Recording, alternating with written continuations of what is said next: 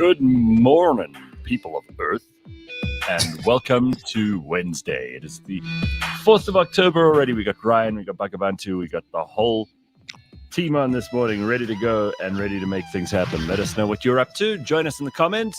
Be a part of the action. Da, da, da, da, da. What do we got? So, Bakh'abantu, you're not normally on Wednesday, but Lebam's on leave. Yeah, she's on leave this week. So you got to do 3 shifts. Lucky you. I know, right? See, that's why I ended up like wearing the Cliff Central colors, because I'm like, you guys own me at this point. You guys own me at this point. There we go. Nice. 14 months a slave. long walk to a freight house. That's a different reference. Okay, all right. Let's see what we've got here. Congo Chris starting us off this morning. Good Wednesday morning, my dudes. Today, October the 4th, is the start of the most important voting and betting bracket of the year. Fat Bear Week 2023. What the hell is that? Oh, damn it. Congo Chris sent this to me. What is Fat Bear Week? I forgot to forward it on to you, actually. But Congo Chris sent this to me last week. And I can't remember. Are you asleep at the producer controls there, Ryan? I mean, you know, when important people like our listeners send us stuff and you don't like forward it on. Sorry, I've been literally hounded with things for the show. So when it comes through and then it's like a week later, I totally forgot. Hounded is another word. Hounded is another word for just kindly sent stuff which is pertinent to what we do for a living. So I think we must devise. I think between Bakh'abantu and I will devise a punishment for you. What do you think? Yeah, like it sounds I don't like that. What are you call it? You want to be shamed in the streets, like naked? They throw tomatoes at you, like old Where's school the shame? medieval. Where's the shame bell? What, you gonna ring it for yourself? No, he mustn't ring it. No, you can't ring it for yourself. Pass it to Bakh'abantu. Shame. All right. Shame. All right. Shame, Ryan. Shame. How disgraceful. Totally forgot about Fat Bear. That shame bell. I mean, if that was the one they carried down the streets in Game of Thrones, let me tell you that guy who was doing the shame would be exhausted because that thing weighs like 4 or 5 It was tons. a woman. It was a woman. Was it a woman? It was a woman. A nun. Yeah, that's right. Yeah, nun lady. She was like, shame. Okay, so I don't know anything about this, but here it is. Fat Bear Week, okay? This is the gist of it. I had no idea what this was. According to this, select your choice by clicking or tapping your preferred bear photo. Enter your email when prompted. Select I'm not a robot and then submit. So then you got to look at all these different bears and you have to choose which one would win. And they tell you all about the different bears. So how much they weigh, when they were born, kind of what these different bears are going to be up to. I mean, it's fascinating stuff. I had no idea there was such a bracket as this. I think, wow. I mean, they say who you should vote for. Many factors lead to success in brown bears. Consider the tremendous growth spurts experienced by younger bears, for example. Cubs and sub-adult teenage bears grow proportionately more each year than even the biggest adults. Or maybe you want to weigh your vote towards bears with extenuating circumstances. Ooh. Mother bears must feed themselves and their cubs so that the family can survive in winter. An older bear can have difficulty finding access to its preferred fishing spots due to competition with larger and younger bears. So this is like, I mean, it's incredible. Take a look at this one here. That's a big motherfucker, that one. Look at that. Yeah. That's a good one to bet on, that one.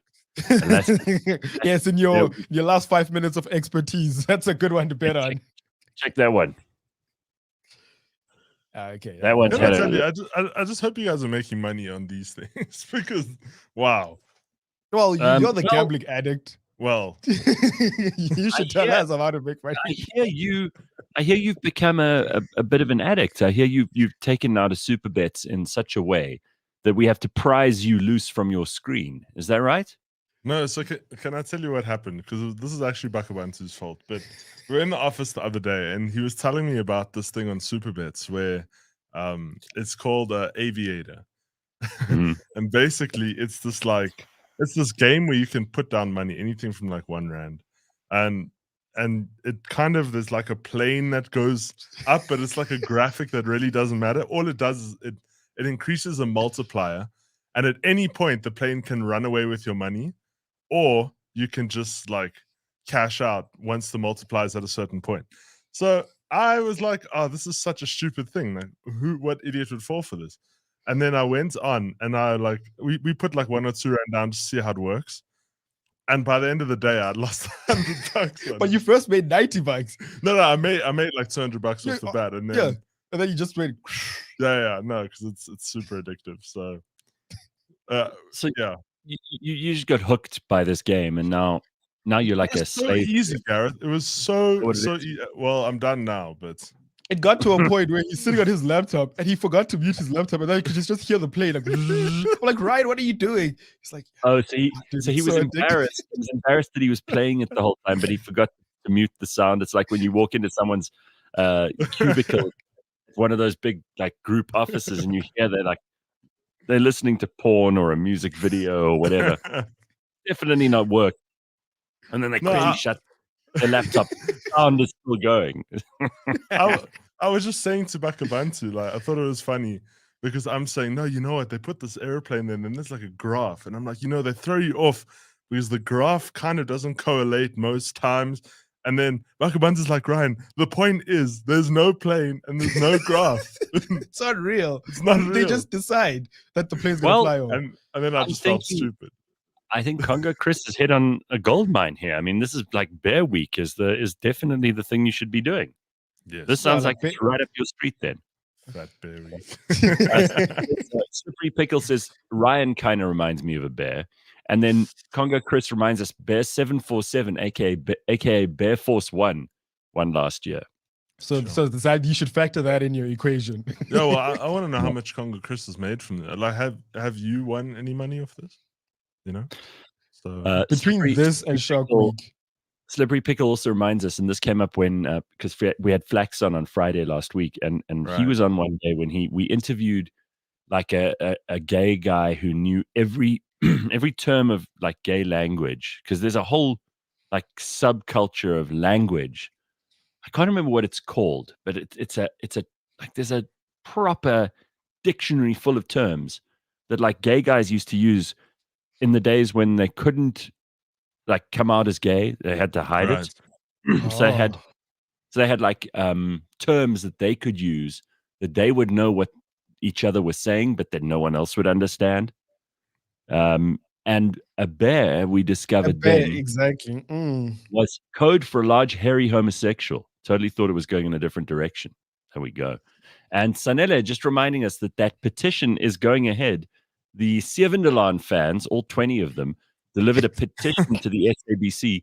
Are people's lives so reliant on a stupid soap opera, says Sanele. It's a TV program. There will be another. It'll be replaced by another TV program. I think they're trying to go on principle, I think. Yeah, I think it is about a principle thing. It's like ingrained in our culture at this point. We all learned Afrikaans from Sievendelaan. So it's gotta be that, right?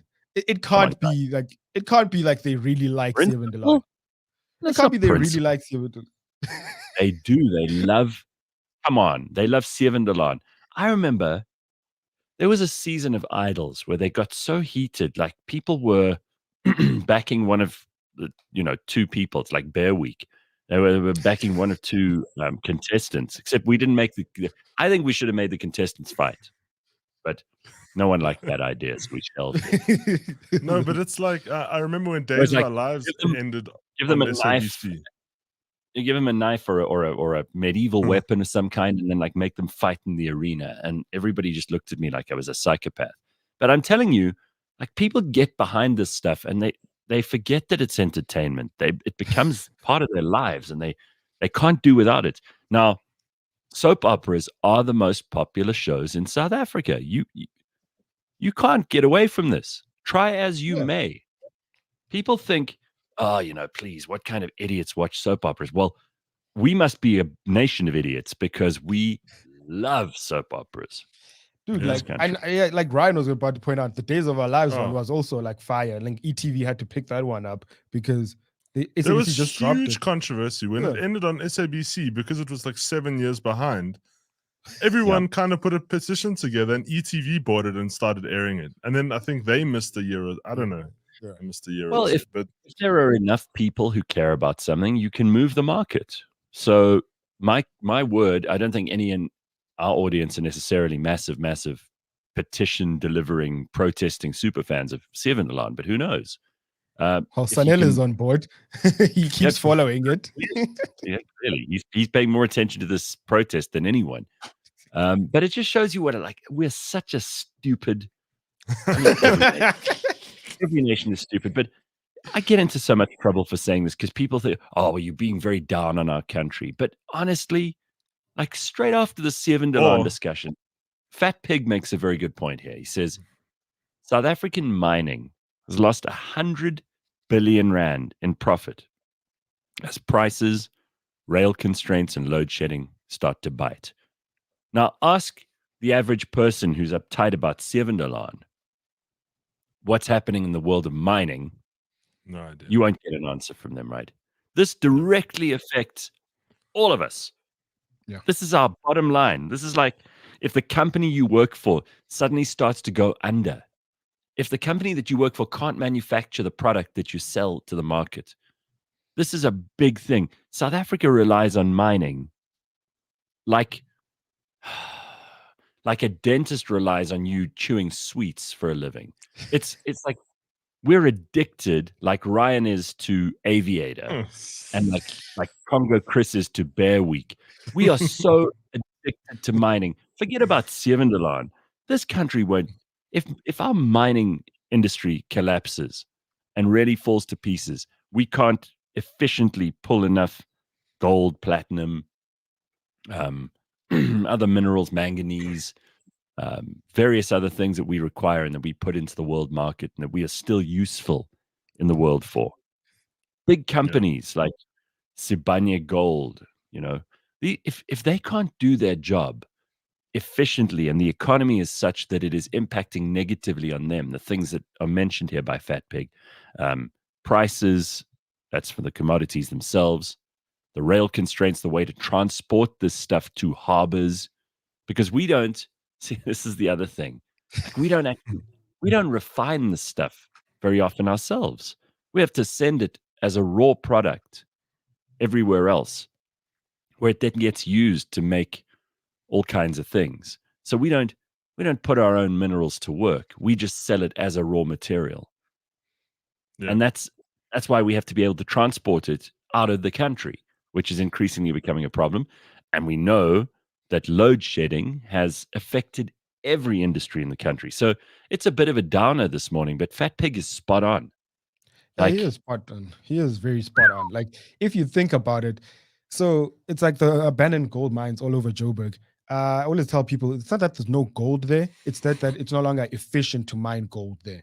So with an environment that's no longer efficient, there's no rail system, there's no electricity, there's no all of this. Then therefore the companies will pull out, even though there's still gold in the ground. Yeah, and everybody always talks about like beneficiation. You remember we did a burning platform not so long ago with a guy who was telling us all about how it's meant to work in theory, but how it's written down, so badly managed by the ANC. And I know this has become like a constant refrain on every talk show in South Africa. Yeah. But it's true, right? These guys have done such a bad job that even stuff that is worth something to everyone else on planet Earth, we have stuff that they want and need. But they look at us and they go, it's so goddamn inefficient if you do stuff with those South Africans. It'll cost you more. We may as well buy it from somewhere else. Let's go to Cote d'Ivoire or Russia, because they'll do it better. And once you lose your position in that market, it is very difficult to get it back. Anyway. What are we going to do? Snipe says, is this a sausage party? Is it going to be neutralized by a hot female guest soon? Well, we're working today, on this, Well, you get 3 female guests, but not hot. I don't know. Let me tell you something. What we do not do on this show is quotas, right? We think that's stupid. we are a merit-based system. We're not going to run this show like the ANC run the country, or like they try to run sport. What a disaster. Maybe the SABC will have efficient people that could sustain a TV network if it's no longer filled with cadres on the board and in management. Yeah, would be a good start. You know, a fun fact about the SABC, they found that like most of their employees also don't pay their TV licenses. Of course. No, so I went to the SABC building the other day. So I studied at the Academy of Sound Engineering, and so it's in the building. And I went there just to visit, just to see what the new students are like. And I was, and so they have this room, and I forget what it's called, but it's like a silence chamber. And it was built in the SABC, but it was built when the original building was built, like years ago. Like it must be 40 plus years ago, if not more. And so they actually were asked. So the Academy of Sound Engineering rents that part of the building out where this chamber is. I think it's man, I wish I could remember what it's called. But the SABC, when it was taken over by the current government, they didn't even know it was in the building. And so when I went in there, it was the first time I'd actually gone in there, because when we were studying, we weren't allowed in only because the maintenance wasn't really kept up, so it was quite brittle. And so now they were trying to like bring it up a bit.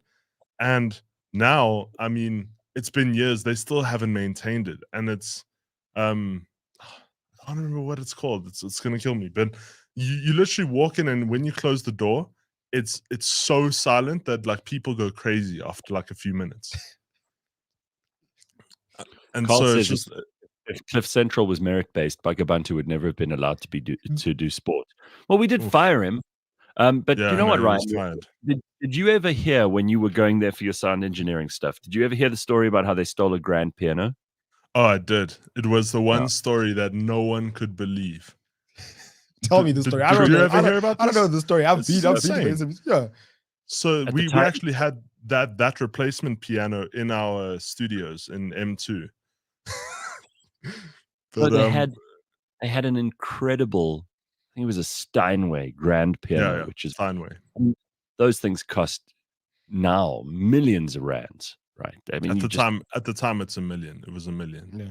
You cannot find them. They're like hen's teeth. They're collector's items. There are people who their whole lives save up to buy, a mini version of that. It's just absolutely incredible. Oh yeah, the anechoic chamber. Anechoic chamber. That's what I was talking about. He spelt it like your ass, Congo Chris, but yes, anechoic. It's one of those rooms, to put it simply, that absorbs all the sound that is created within it. So it is totally soundproofed. Nothing is allowed in from the outside. Any sound made inside the room is dampened to such a degree that it'll go, if you say Ryan's name inside of that, it'll only go as far as maybe 2 hands from your mouth, and then it just dissipates. So what's amazing about being in that chamber is, if you stay in there for very long, you start to hear your blood pumping through your head. It's freaky. Yeah, no, it is. And it was such a wild experience, because I only got to experience it like literally probably this year, because during that time, obviously we were students and they don't want students wrecking anything. But it was just, when you go in there to look at it, I asked them, why hasn't it been maintained? Because this is obviously not a cheap thing to build. Yeah. And they said, well, the SABC didn't even know it was here. Oh, that sounds familiar. The grand piano was wheeled out through the double doors in the parking area, like through the front gate, right out. Everyone could see it. Like I think they even asked the security guards to help. They had assistance. Yeah, help us, guys. Can you help us wheel this and put this in the truck? And the security's like, yeah, sure, no problem. And they're like, but this was like a big thing in Cape Town back in the day, where like a moving truck could just pull up at your house and just they basically like look professional, and then they just move out stuff in your house, and the neighbors would not complain because they thought you were moving out. It was a little more complicated than that. It was actually genius. So what they did was, I think there was someone on the inside who went there, and they were playing on it, and they said, no, the piano is out of tune. We need to tune it. And for that kind of piano, you have to really get someone professional in. And so that's what they were doing. Because I don't know if a piano tuner comes to your house, but I know the moving truck came to take the piano to get tuned, and all the security even helped put it in. My mother has a piano, and she used to play the piano. And there was this old man who used to come around every 6 or 7 years, because we didn't play the piano all the time. But he'd come around and he'd actually tighten some of the little nuts and measure that the strings were making the right sound. And they come to your house. So, I mean, the SABC would have had a guy who would have come there. You don't move the piano. Move the piano. Anyway, stupid idiot. It's the wildest story. Well, we don't refine our own gold, so like, we don't tune our own pianos. They kind of ruined it for everyone, because then the piano sits there and no one's allowed to use it. Like, no one, because it was stolen the last time, and it's like, wait, so is it the same piano? Did they recover it? Or they bought another one? They bought another one. Oh, of course. They bought another one for the studio. That one is sitting in someone's house, or like my worst possible case scenarios in my head, that someone just took the Steinway and chopped it up for firewood or something. Yep, that's what I think it probably is. So someone chopped it up. It ended up in some landfill, and some guy was like, "Oh, Lord." And no one has ever bust, eh? No one has ever bust for it. It's like, that's why everyone knows in the SABC about it. No one knows. Yeah, it's crazy. That was the ghost, dude. It's wild, but like, because there are, like, no one ever said to anybody what was there and what was of value. And then when someone found out what was of value, they were like, we got to steal it. Because the last place you want to leave it is at the SABC. It's going to eventually come to harm. So, people are like, well, we got to get it out of here. So rather send it to someone who's a thief, but who knows the value of this thing. Like an art dealer who will know what to do with this thing. If you actually go into those studios now, like, I studied from 2015. If you go in there, they were state of the art for when the building was built, right? And it's sad to watch this huge, incredible facility just kind of waste away. Listen, there's a whole floor with, like, I don't know how many studios there must be, but probably between 50 and 100. Yeah, kitted out, perfectly functioning radio studios. They rebuilt. While we were on 5FM, they rebuilt our studios. I think they did it twice during the time we were there. And man, they just plugged us into some other studio downstairs. It was empty. There was no one there. And I mean, to find this place was a mission. We used to have to give our guests like a treasure map, and then, turn left at the fourth door, then turn right, then go 2 clicks to the south, and if you check for the wind direction. With you, be careful of like wild animals coming from the west. Weird stuff. And it was, I mean, just to find the place took you. If I arrived at 10 minutes to 6 to do the show, which started at 6, it was usual for me to arrive 10 minutes. You had to get to that studio. Let me tell you, you're screwed. Yeah. You wouldn't make it. It took me 6 months to actually memorize, like, because they gave us a map when we started studying. They were like, you need to learn your way around here because you will get lost. And we were late for lectures. And don't stumble into the wrong lectures.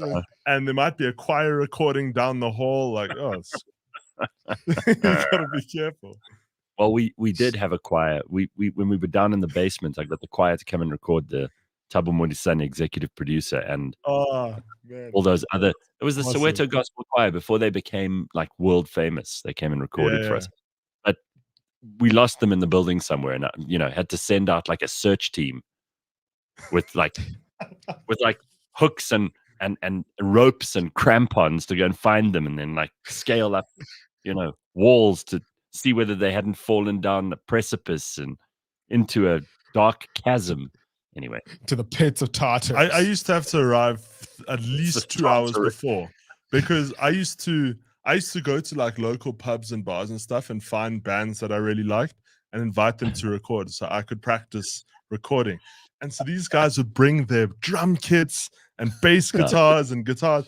And I was like, listen, guys, you got to be at 2 hours before, because not only do we have to sign them in, and let me tell you, the security at the SABC is hilarious, because They made me put my guitar amplifier through the thing, through the machine, and then Which is so it comes up red because it's a magnet, right? Exactly. So then they say, "What's in here?"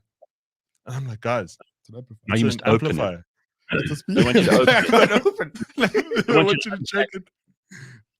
They want serial numbers. They want just to sign it in was an hour. But and but then, like to sign out the piano is just like let's just help. Let's just help you guys. To sign out the piano, we don't need serial numbers for that. We don't need licenses for that. We just sign out the piano. All right, enough of hating on the SABC for one morning. We have other things to that discuss. was fun. All right, someone must explain to me, and I think Ryan will know how to. So Taylor Swift went to some football match. She's dating a guy who plays American football. Yeah. So Taylor Swift is And now let me just say, dating. hold on a second. Yes. I do not give a shit about Taylor Swift. I didn't think you would. You want to go to her, like you are so into her. But I'll tell you two quick things about her, right? Like obviously she's the most successful touring artist in the world right now. She surpasses everybody else. This tour that she's doing right now, sold out in every place it goes to and some. And the other thing that she's done, apparently the other day, she, at her concert, said something about register to vote or whatever. She's trying to get people to vote in the next election. And it was the single biggest day in voter registration in America. Now, that impressed me. Even if you hate Taylor Swift, you've got to admit that that's quite something. So when, by the way, we need a Taylor Swift type person in this country to get people to register to vote, because most people in this country are so apathetic. You're like, there's an election next year. They're like, yeah, so. No, well, this is it, right? So basically, it all started off when there's a guy named Travis Kelsey who plays for the Kansas City Chiefs. And he's one of the greatest tight ends in the NFL. And a tight end is basically a receiver from when, like, I forget the name of the player who throws you the ball now. The quarterback. Quarterback. The quarterback will make the play, and a tight end can kind of play in all areas. Travis Kelsey happens to be one of the best. He has another brother who plays for the Philadelphia Eagles, and they actually faced each other in the Super Bowl last year. But anyway, Taylor Swift was coming to Kansas City. He wanted to get tickets. He didn't get to speak to her, though, and he kind of called it out in his podcast. She kind of called him after hearing about it, and he invited her to his game at Arrowhead, the same stadium, like a month later. So she actually pulled up to the stadium with his mother, wearing the Kansas City outfit. But the thing is, she came again to this next game that was this weekend, but the amount of things that happened in this space of time right now, it started a funny TikTok trend, because now there were so many pictures of Taylor Swift at the game. Let me just show you here. Firstly, this is Travis Kelsey, just to give you an idea. Plays for the Chiefs. And this is Taylor appearing at the game 2 weeks ago. And I promise you, ever since she attended, it's like the weirdest thing that is, like, she has increased the jersey sales by 400% on just Travis Kelsey. Travis Kelsey's podcast has gone up to number 1 on the Apple charts. Are you telling me that teenage girls are susceptible to peer pressure? No. Let me tell you, all American dads are having the time of their life watching Taylor Swift right now, because all the daughters are jumping in. But at the same time, they're getting severely irritated. I mean, the NFL even made Taylor Swift their header. I mean, look at that. Oh, my God. They can't believe. You can hate on Taylor Swift like I do, and that's a fun game all on its own. But the reality is, like, again, is there anything more annoying than a teenage girl and their absolutely unquenchable thirst to all be the same kind of cool at the same time? And if a trend catches on, if you want to sell absolutely anything, just make it cool for teenage girls. Just whatever you do. I'm telling you. Any country in the world, if you've got access to digital media, mass media, pop stars, fashion, whatever it is. Look at Barbie. That whole thing has started, among teenage girls. It strikes me as extraordinary, just how desperate young girls between, what are we talking, age? I would say what's once they hit school, 16. 6. No, because once they hit the school, once they start grouping together. I'd say younger. I'd say like age 9. I'd say somewhere around 8, 9 years old, all the way up to the end of high school. Because I've met some very mature sort of girls, and there was one girl who was at school with me she was way beyond like doing any of that shit. But the average girl in high school in the world is so desperate to fit in that if someone like Taylor Swift is considered cool, she could do anything. Taylor Swift could take a shit on top of a car in a parking lot while doing heroin, and the next day there would be thousands, millions of teenage girls. I think you're confusing Taylor Swift for Demi Lovato, Lindsay Lohan, or Britney Spears. But again, take a pick. Any of those girls were the same in their generation for the same target market, right? Yeah. What is it? I mean, I want to know psychologically. Maybe this is something we ask Dr. Hanan. Why is it teenage girls do this? Because now suddenly football, which none of these girls would have watched or paid any attention to, has come into their world because of Taylor Swift. I mean, it's phenomenal. It's amazing what Taylor Swift can do. They've sold out season tickets. Like in one game, they sold out all the Chiefs tickets for the season. It was the quickest selling out like thing they've ever had. And it even started a TikTok trend where there was this one girl, she was very clever, and it kind of caught on, where she would film her boyfriend and talk about how Taylor Swift is putting this Travis Kelsey guy on the map. Travis Kelsey doesn't need to be put on the map. He's one of the greatest players in the NFL. So just as an example, here's like 1 or 2 of the videos of what this trend is doing. Yeah, I cannot believe that no one knew who Travis Kelsey was until yesterday. What? Yeah, I mean, Taylor put him on the map. No one knew him. Travis Kelsey, 2-time Super Bowl champ, one of the greatest NFL tight ends of all time. Correct, and basically anonymous until Taylor shows up yesterday. Come on. You are crazy.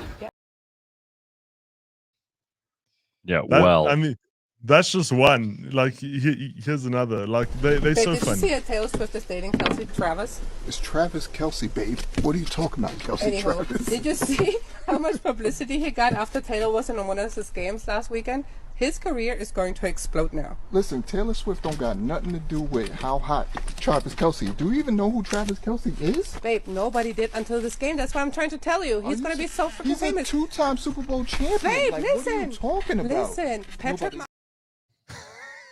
It's getting men in America all upset.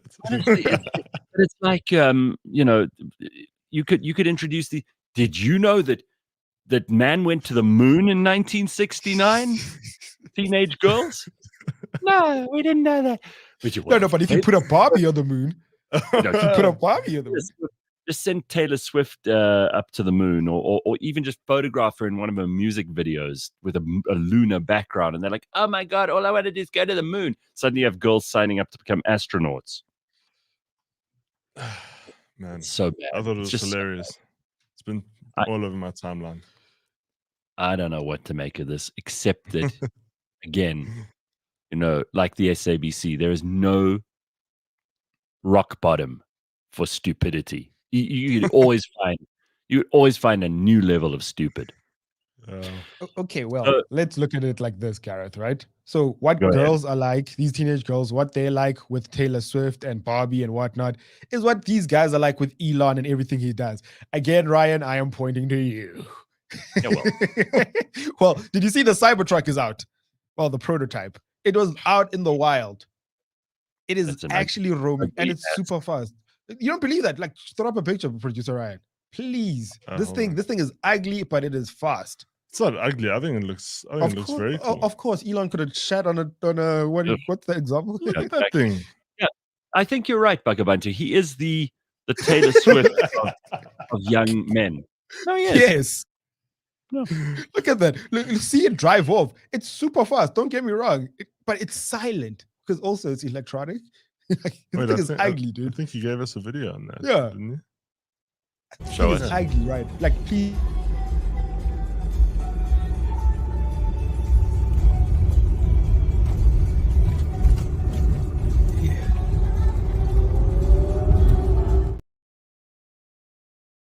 It drives. I mean, it goes like the clappers, but what an ugly, what a hideous looking vehicle. Please defend this thing, Mr. Ryan.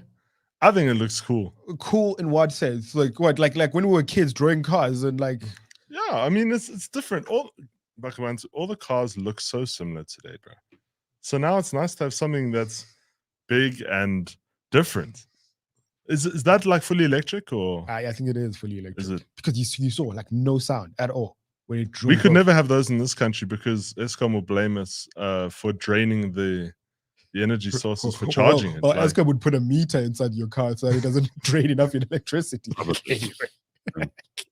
Listen, I gotta say, it's the most angular, horrible looking thing, really. And Elon he's trolling you. I mean, he's proving he's doing exactly what Taylor's doing. Taylor's like, you know what? Taylor Swift is like, I don't give a shit about football, but I kind of like this one dude. We're gonna make this work. I'm gonna show footballers how dumb their sport is. How I can get a ton of teenage girls to suddenly take an interest in their dumb sport. And Elon's doing the same thing with this truck. He's like, I can prove that my followers. I mean, I even saw a thing yesterday on Twitter, and I must be following the wrong people, but someone had like a Elon for president thing, which always happens. I mean, anyone who's, remotely good at anything, people go, he must be president straight away. People see a savior in everyone. Everyone. So the thing you have to know about being US president is if you were not born in America, you cannot be US president. Yeah. He was born here in South Africa. He's never going to be president of the United Except States. if you're Barack Obama. I don't know. Conspiracy theory. By the way, speaking about American politics, so Robert Kennedy Jr. is going to run as an independent because the Democrats will not let him run as a Dem. They've basically railroaded him out of the election. And people are asking, do you think he'll steal votes from Trump or from Biden if those two are the other two? No, for me, he'll steal from both. But like it's still a two-horse race, but he'll steal from both because what he's saying resonates with middle America. I don't know. Like, besides, if you get over the voice and just listen to the man, I don't know, man. The guy could be president in any other year when Trump and Biden are not. Like, if the world was really sane, they'd make that guy president. Yeah, I agree. But he's never going to be president. Yeah. And they will steal. You're quite right. He'll steal votes from both. Both. Oh, I like Elon. I like Tesla. I would never buy that thing or drive it. If somebody bought one for me, I'd resell it and buy two BMWs and a house. Yeah. Now you what see, cost? Sunil is telling me that he's got more money than what he thinks, because if you're going to buy two BMWs, you're in for a lifetime of hurt. Ryan, what does a Cybertruck cost? Let me look it up for you guys. What kills me is that we almost got an Amazon, we almost got a Tesla or like import in Cape Town, but then COVID happened and then our country shut down everything. So yeah, thanks for that, COVID. It says here the single motor variant would cost $39,900 and the dual motor version of the futuristic EV pickup truck was priced at $49,000. All right, so that's expensive, but it's not like break the bank expensive. I thought it would be a lot more because you can inflate the price to whatever you like. So call it, even say $50,000, right? I mean, you gotta. That's a lot of cash. It's $900,000. But that's not like outrageous. How many of them do they even have around? Well, they haven't. So in 2020, he actually launched the campaign to pre-order them. Yeah. It was kind of a concept, and then they were going to perfect, and that's why you kind of got a bit of a discount if you pre-ordered it in 2020 or like by then. See, Zach has got the right idea here. I'd buy that car just to annoy everybody who thinks it's like, That's exactly what it is. That's a good one. It's a big troll, and I think this just proves whether it's Taylor Swift or the Cybertruck, or people who think the ANC is great. It's like there are enough people in the world, and because everybody's trying to trend, trending is the big thing. All you have to do is get attention. Just get eyeballs on you for long enough, even if it's for the wrong reasons. Just like you're totally taking the piss out of the very people who you're relying on to be watching or listening to what you do. That's Exactly. all. Doing that, you've proven the point. Doesn't matter Well, after that. It's kind of like these judges that have taken over, right? That was a trend, and now they're just everywhere. I mean, we had a video that came through yesterday. I'll try and put it up now. Of them, there's just so many of them. There were about 10 judges that swarmed this garage. I mean, you literally, and they're all, for some reason, they're all yellow. I saw a red one the other day. Wait, you saw a red one? I saw a Wow. red I'm one. telling you, those things. Oh. I'm telling you, there's only a business where you're gonna pay to have them. They're gonna be like rolling billboards. Here's that video, by the way. Yeah, show us. It's an ambush. It's an ambush. They're taking over here. Yes, check him. There's more. Yes.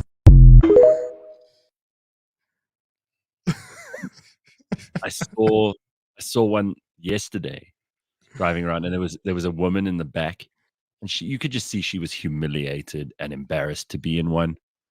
But clearly, like, it was a question of cost. And Yeah. as we go towards, the failing side of an economy, people are going to save money. They're not going to care anymore. You'll see people going, yeah, you know what? I'm going to trade in my whatever it is, and I'm going to get a Bajaj. I don't give a shit. Imagine like we're just all driving Bajajas. No, Yeah. can I tell you? But like okay, well, the petrol price is increasing. So how efficient is this quad bike? Actually, that's a very, this is a good question you push on to George. But like, it would be funny if all of us South African movies we make, how like New York is known for the yellow taxi. Yeah, You're We gonna be have known for these the Bajajas. Bajajas. But it would be cool if we created this thing, this ugly. Are there like prestigious Bajajas, or is there only like one standard? I don't know. Would we import them from like India or something? I don't know. No, they're Indian. Yeah. All right. So we've got to do one or two important news stories. So apparently the new new Please iPhone. read this one. This one is so important. Apple has blamed a bug in its operating system and updates to apps such as Instagram for its new iPhone 15 overheating. Oh, this is so humiliating. Talk about, like, I'd rather drive in a Bajaj than have bought an iPhone 15 in the first couple of days and now it overheats. Apparently, the latest model of the smartphone went on sale in September, and some users have complained that the devices are getting too hot to touch, like a stove plate. To touch. Apple says whole there was a different- bug when updating iOS 17 on the phone. Also claimed that changes to third-party apps are causing them to overload the system. iPhone users have come to expect their devices to be hotter during the initial setup or when they're being backed up due to the amount of processing power being used, a handset working overtime. But these issues with the iPhone 15 have been worse. Users took to social media to complain that the new iPhones were searingly hot. What do we say? Exactly. What do we say to this? What do we say? No, what kills me is that apps like Instagram. So iPhone says the best camera, and people who want the best camera go to Instagram. So Right. Instagram is I'm like, nah, you guys are taking the piss. You guys, It's not only did you guys ridiculous. not upgrade your phone, you actually Oh. made it worse. This is as big. This should be as big as when the Samsungs were exploding on planes. Yeah, how embarrassing. Carl says he got his No. iPhone 15 on Saturday. It gets really hot when I charge it. Also, the battery is Carl. fucking terrible. Oh, So, and- what did you buy? You And bought that it. Yeah, he got the iPhone 15. And that thing costs 30,000 Rand? What is it? Somewhere around It's there. probably more. No. Brand new, way more. Probably, I'd say, because now Probably they've taken out the 128 gigs, so now you can only really 256. it starts at 256, and so now I'd hate to know what it costs, but I don't know if you saw the video that went viral, Gareth, about the iPhone 15. And Carl, I'm sorry, and anyone else who got an iPhone 15. But there was a video that went viral of this guy who like tests iPhones when they come out, and he even does like drop tests and like how far can they bend kind of thing. And they've actually made it they've made the back glass of the phone weaker, and so on video he actually bent it and it cracked. Broke it. Oh my god, broke it. Here it is. Apple iPhone 15 Pro, 1 terabyte of storage. Because everyone, you've got such important photographs on your phone. You're like, this is going to be a record of humanity one day. We got to have a terabyte of storage space on Lisa or Johnny's phone. How much do you think that 1 terabyte phone costs? A terabyte. I'm gonna say 40 or 50. It's probably 50 grand for like a stove. A stove. 42,000 rand on Take-A-Lot. Yeah. 42,000 rand. That's unreal. I mean, that's a Bajaj. Yeah. Think about your problem, South Africa. Do you want the iPhone or do you want the Bajaj? Right. And can I tell you, I always say to people, like, if you're going to spend money, spend on 2 things, a laptop and a phone, because those are the 2 things that will make you money. But when it comes to 42,000 rand, I don't think I can't see it being worth it. Like, it's so expensive. So we were talking about Seven Delan earlier, but apparently South African actors are fed up. They want to be treated with respect. So a whole lot of South African actors decided they have had enough with producers who continue to milk them for their work. Taking a leaf from the US Screenwriters Guild protest, which is happening, the South African Guild of Actors, they're called SAGA, have started a petition to protect the livelihoods of thespians actors left vulnerable by producers who seek to take advantage of shoddy laws. Now, I would love to champion this cause, but I genuinely don't think we need actors. Okay, can I champion this cause? No, hold on. I'll plead my case and you plead yours, all right? Yes. Oh no. But our cases are probably similar. I don't care. I don't care if every actor in the country has to go and get a real job, because acting is not. I don't care. I know lots of people who are in acting. We've interviewed people in acting. Some of them are tremendously talented actors. But if society didn't have any actors, we would be in exactly the position They don't we're in. move the needle. Nothing would change. And these actors are going to be replaced anyway. I mean, most of the animated movies prove this. You can sell all the tickets to an animated movie.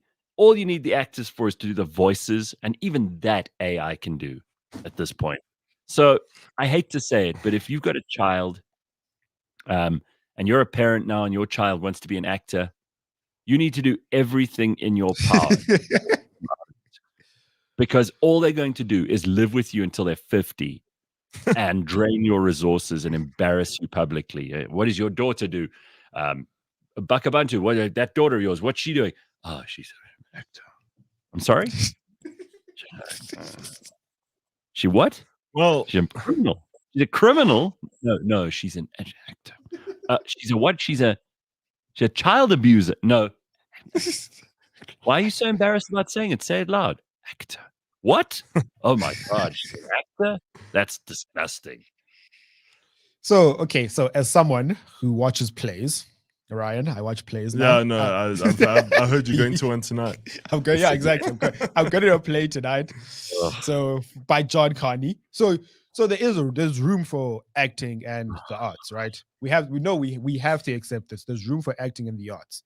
But now the problem is what you're talking about, Gareth, is that there's room for lots of things, including people who eat so much they take up all the room. But that doesn't mean we should have them. You like Eddie Murphy? Come on. Eddie Murphy isn't an actor. Eddie Murphy is so much more than an actor. Are you kidding? He is. Come on. Okay, we all know he's a stand-up. But anyway, so there is room for arts, right? But now the problem is over time, the co-opting of arts into number one, for the message, like this message, we must all be equal in representation. And then number two it's like getting people with a high social media following. So you get a Taylor Swift there just to boost your ratings and not a real actor, right? So I do think that acting should shrink, but like real actors do exist, guys. I am not saying that we need to eliminate actors. I'm not saying we must go through town like the Nazis asking actors. Come forward. Yeah. And like if the actor doesn't produce their papers and it says they're just an actor, we just like shoot them in the street. Not at all. All I'm saying is they must not ask for more than they're getting. Market demand and supply are the only factors at play here. We have more people who want to become actors than we need actors. So your price is going to be low. Yeah. And if you want to act in South Africa, the only jobs you're going to get are in soap operas. Yeah. So what do you expect? You suddenly think you're going to get enough money pretending for a living? You think that's going to... They pretend for a living. That's their whole thing. If you think you should be paid, I don't know, 50 grand a month to pretend for a living or more than that, like some of them do, you're insane. I have to tell you, you're totally insane. But it's funny that they got on the bandwagon just as the US just stopped striking, because the US just signed deals now. And it's the same deal that they had 3 months ago. But now, because they're running out of money and whatnot, they just caved.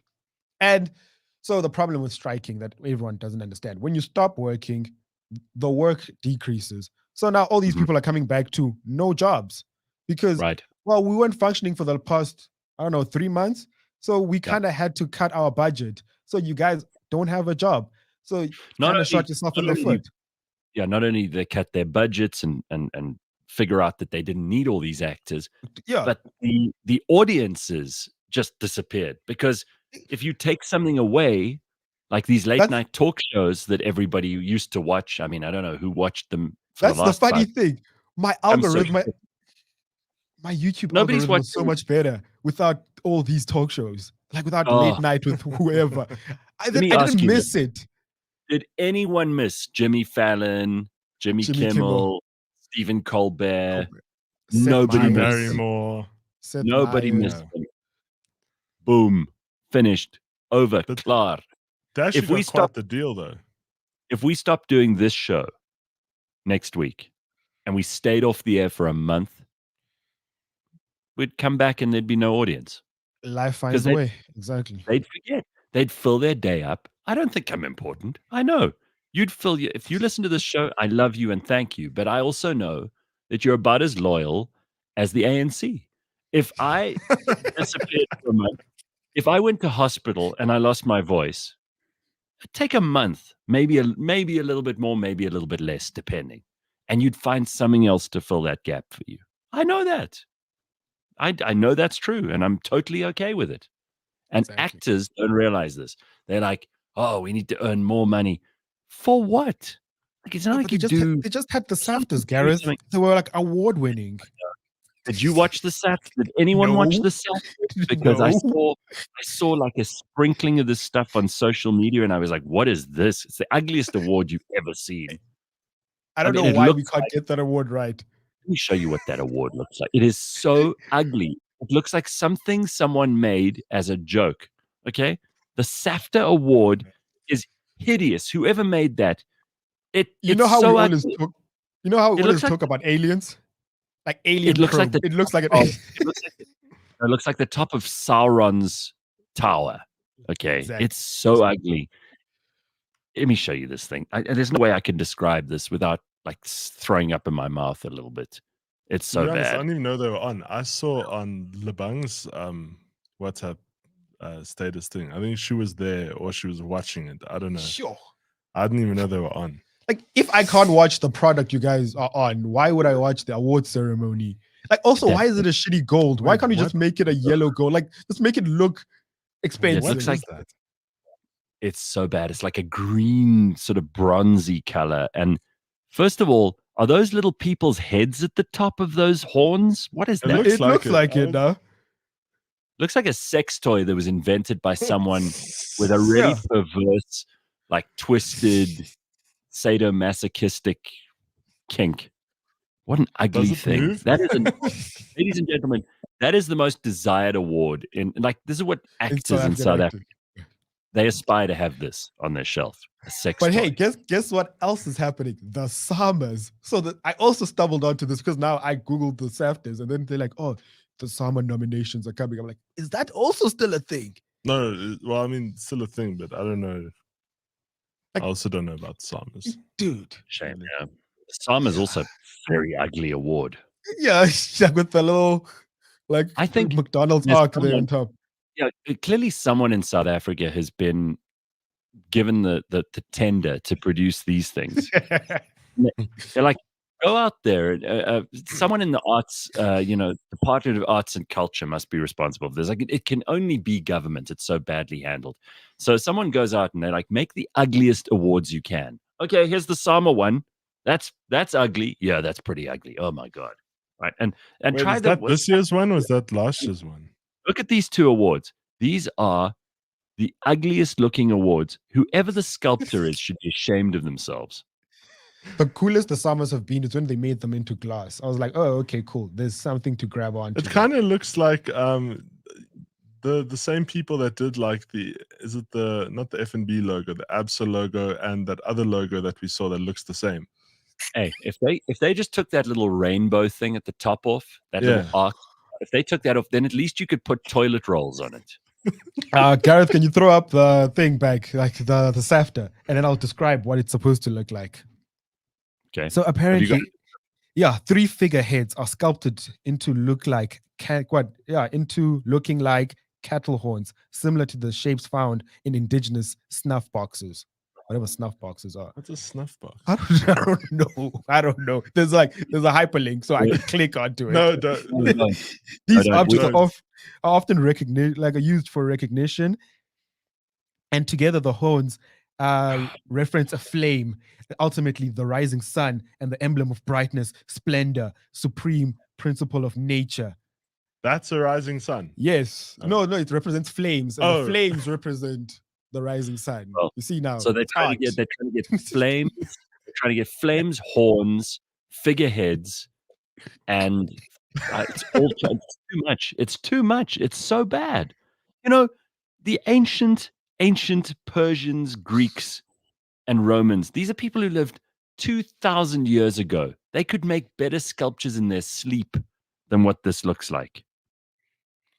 Yeah, here we go. Congo Chris says, looks like something from the Spanish Inquisition used to open your anus as torture. That's about right. So I don't know about the heads, but it's supposed to be like antler horns or something like that. I don't know. Cattle horns. Anyway, listen, if you won one of these awards over the years, at least you've got something truly hideous to use as a weapon. Like if someone breaks into your house, you can smash them over the head with one of these ugly things, and hopefully that'll put them off. That's about the only use I can think of for it. There's nothing else. It's so bad. Anyway, so these awards supposedly mean something to the kind of people who are protesting at the moment. Good luck, actors. What can I tell you? It's not a happy situation. It is Godspeed. 7 o'clock. Yeah, Godspeed. Godspeed to you, actors. Good stuff. There we go. See, so we can't be called completely unsympathetic. When we come back, I will introduce a pretty amazing discussion I had yesterday. It was a Monday. Yeah, Monday. With the phenomenal Kate Turkington, who's turned 89. I went to a birthday party on Saturday. And 2 of her daughters, Tara and Tiffany, who came into the studio with me. The 3 of them were hilarious. And you will get to see this incredible interaction between this matriarch and her 2 daughters. And it's very funny. It's very moving. There's some great stories. I'm inspired by Kate because she's just always positive. She always loves being alive, making the most of life. And we could all learn from that. So that's coming up just after the break. It's 7 o'clock. Am I playing it? Yeah, I'll play it. This week on the Auto Trader podcast. Well, firstly, as a format, it's essentially the merging of on-track and off-track racing. So World Rally Championships, well known to lots of people.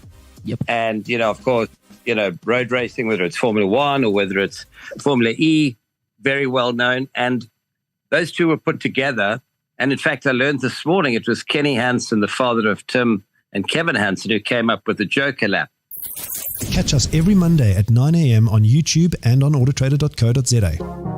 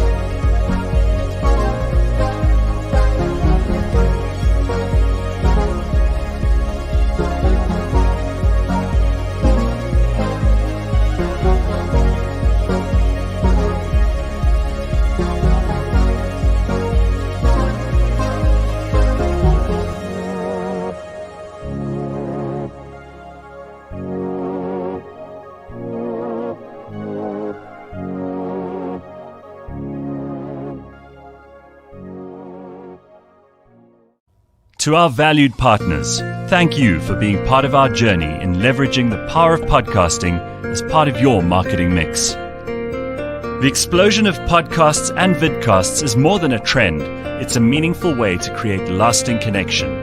CliffCentral.com is a unique hybrid of live streaming and podcasting that brings valuable experience and insight. If your business isn't doing podcasting, contact us at contact@cliffcentral.com.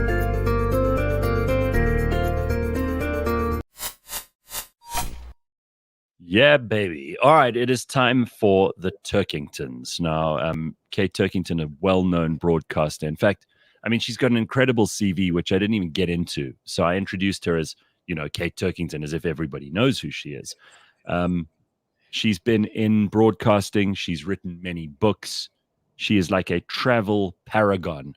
There are only a few countries in the world that Kate hasn't been to, and she's planning to go to them, even now at 89 years old. She's phenomenal. She's got stories for days. She's done things that most of us wish we could do. And I just love the fact that there's this person who makes 89 cooler than some 25-year-olds make 25. She really is. I mean, Ryan, you'd never met her before. Bakh'abantu, you saw her as well, right? Yeah. I mean, she's definitely, got experience and wisdom on her side. But the nice thing about her is she's just so positive and optimistic. And here it is, a discussion.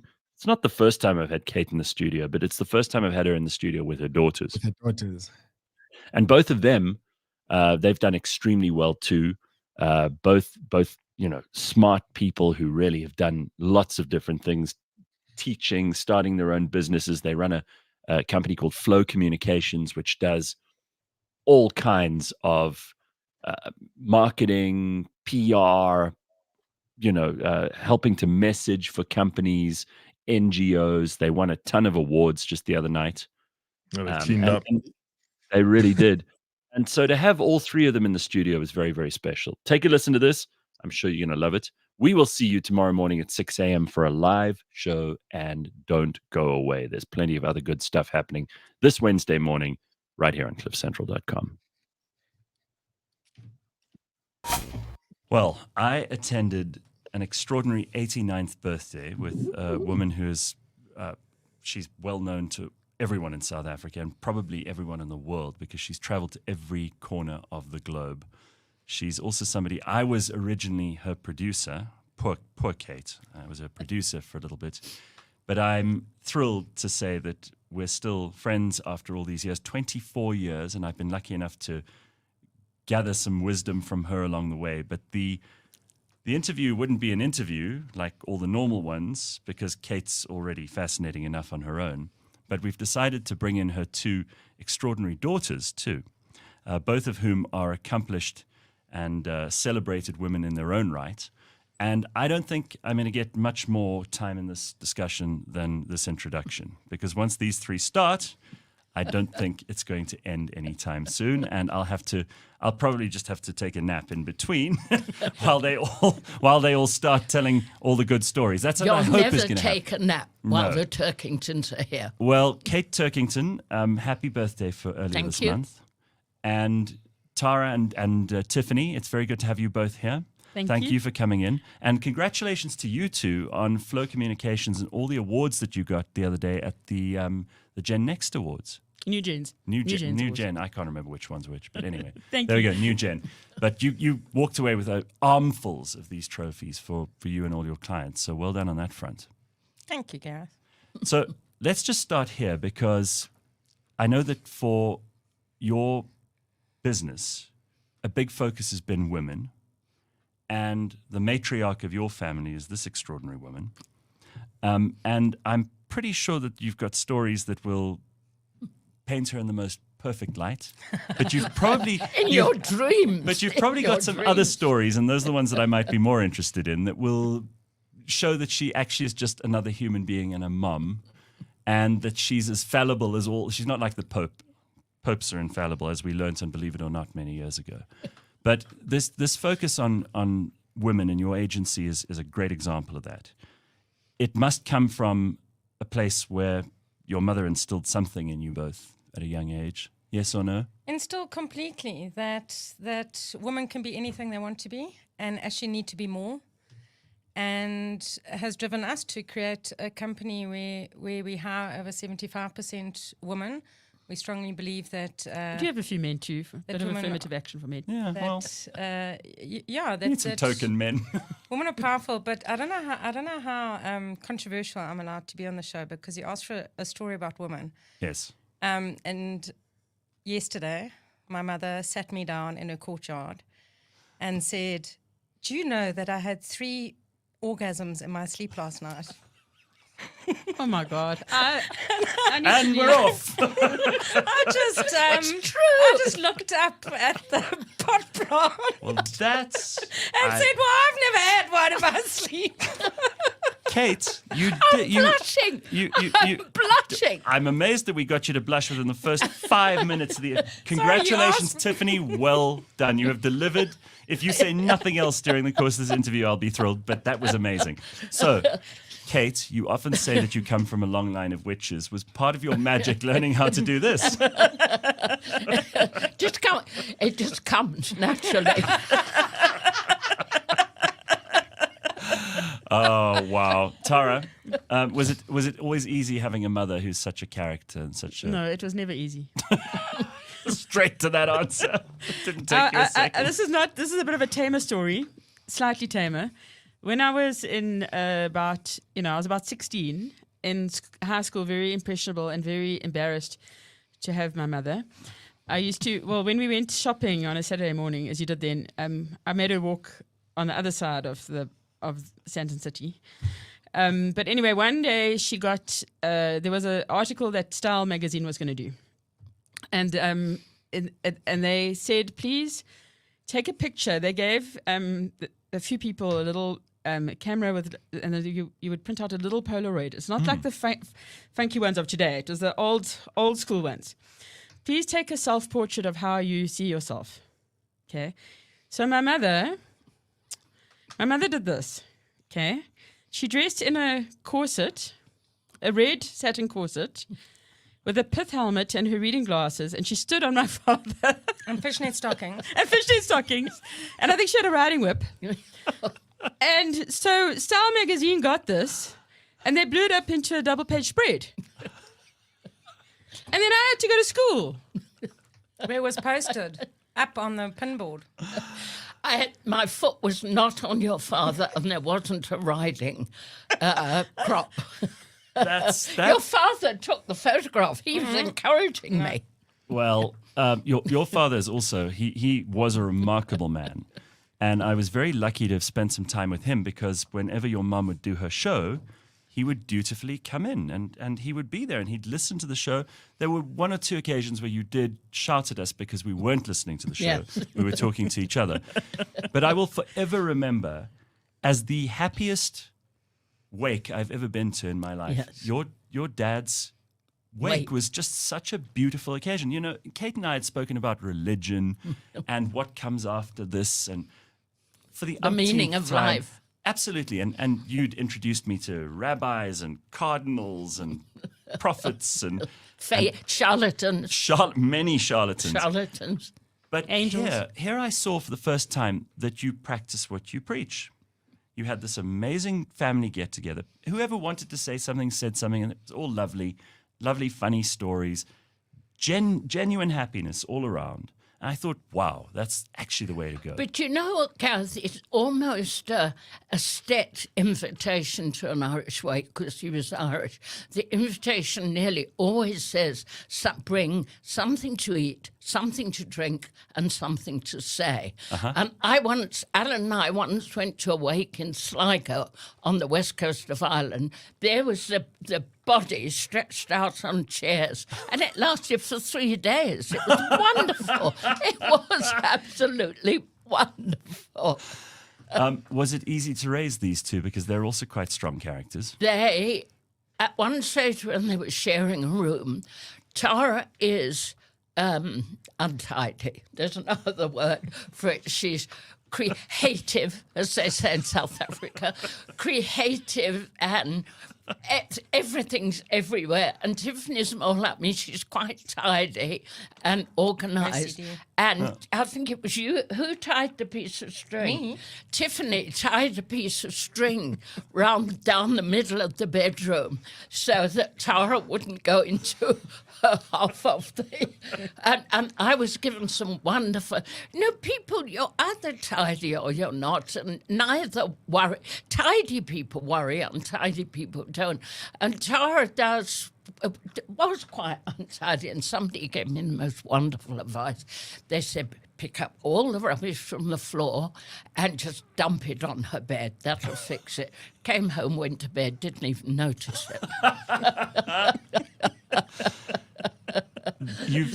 You've also managed to travel together, and travel's such a big part of what you've done. And you've written books about the amazing places you've been to. You've written articles, and you've shown so many other people who've lived vicariously through you and your travels, parts of the world that the rest of us would never see.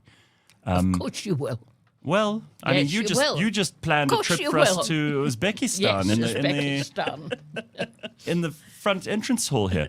So you must have been to some amazing places with your mum. And what kinds of things did you see there? And what sort of things did you glean off of her behavior in these places? She taught us from a very, very early age that if you have any money in the world, you got to travel, which is why she doesn't have any money in the world. But whenever she got a paycheck, whenever she got royalties from a book, whenever she got any money whatsoever, she planned a family trip. And she took us traveling all over Europe, all over America. Back then it was the early traveling days, so it wasn't the later, more exotic ones. But she instilled in us a love of travel then, and I hope we can do that with our families, that it's pointless to die with money in the bank. Everyone would love some, but really use it on experiences and use it on memories. And I think she has 9 grandchildren. I think all of them are instilled the absolute... It's not a love of traveling, it's a need to travel. Listen, this thing about the grandchildren, there was quite a jostling for position. Very competitive. On Very Saturday at your competitive. party. My God, they were all ready to climb into each other about who's the favorite. And the one was saying she had a ring and that proves that she's the favorite. And then someone else was shouting from the background. I think it was Rex going, no, I'm the favorite. Everybody knows I'm the favorite. So there's obviously a lot of competition on here. They all love you, right? They all love you. Not one that thinks you're a... Do you know, they wrote me, they all did special things. Tara's 4 all wrote me a special letter. Tara's Rex. Tiffany, that's Tiffany. Oh, She sorry. never calls us by the right never name. get names right. I did that the other night. Tiffany's, I won't forget again. Tiffany's too did the music and sent me lovely WhatsApps. My oldest grandson complained he'd phoned me 8 times and I hadn't returned his call. I said, rubbish. They're all so. And of course, they're all number one. They're not really, but. Well, we'll never find out who the favourite was. But this is interesting, Gareth. 5 boys and 4 girls.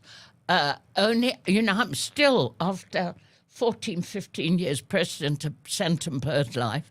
The 5 boys are all birders, but none of the girls. Really, a bit, sort of, but not like the boys. The boys are brilliant birds. You're still the president of Scent and BirdLife. Yes, we were at Maryvale with 2 of the What's your number? grandsons on Thursday. I don't have a number. I'm anonymous. No. But what I mean is, how many of the birds? They've got the. Do you know? I don't know. The people And who it's have the 800 of this and Gareth, rarefied. it's You know what I'm exactly talking right. about, right? No, Mum's very good. Very, very good at birding. Exactly. People say to me, how many countries have you been to? I have no idea. I've never counted. Why count? What's the point? There was an interesting question that came up while I was at your party. Someone said that they were asked a very bizarre question once about travel, and probably you're the one who can answer this best. Is there a place that you'd been to that you'll never ever want to go back to again? Yes, Burkina Faso. Oh, really? Burkina Faso. Not good, huh? I went. Were you there as a journalist or for fun? It was a private trip with a small group of friends, 3 friends. And every year, this was the wonderful part, every 2 years they have something called Festima, and that's the festival of the masks. Now, a lot of people think masks are something to decorate the living room wall with or put on. But in West Africa particularly, I can't speak for elsewhere, when an elder dons a mask, they take on the spirit of the ancestors and they become very, very fearsome and people are terrified of them. So this festival was many, many countries from West Africa putting on the mask. I mean, they were coming blowing smoke. One of them cooked a chicken under their grass skirts. And the crowd, it was in a big dusty arena, and every time the mask went near the crowd, they shrunk back in absolute terror. But I had met the night before in a bar which had no water, no beer, no nothing, 3 Nigerians. And synchronicity, I had taught the father of one of the Nigerians when I taught in Nigeria at quite a famous grammar school. And they came on the last evening and they were all done in white paint and white headdresses and blowing great animal horns. And they walked right round the arena and they came and knelt in front of me and said, "This is for Mother." That was the good part of Burkina Faso. I was going to say, why not go back for that? You're treated like a goddess. I also sat on the back of a sacred crocodile, which was quite special, drugged to its eyeballs. Huge, 8 foot, 3 meter crocodile. They drugged them. They asked me to sit on its back, so I did. But, the French were the colonists there, and the French left nothing. They left no schools, but they left a sense of style. So croissant and clothes you could have made there. Otherwise, it was a desert. And now, of course, it's war there. I believe you've also been proposed to a number of times, and you've rejected all of these proposals since, Alan. Maybe you should tell the story. Tiffany, do you want to tell us what happened?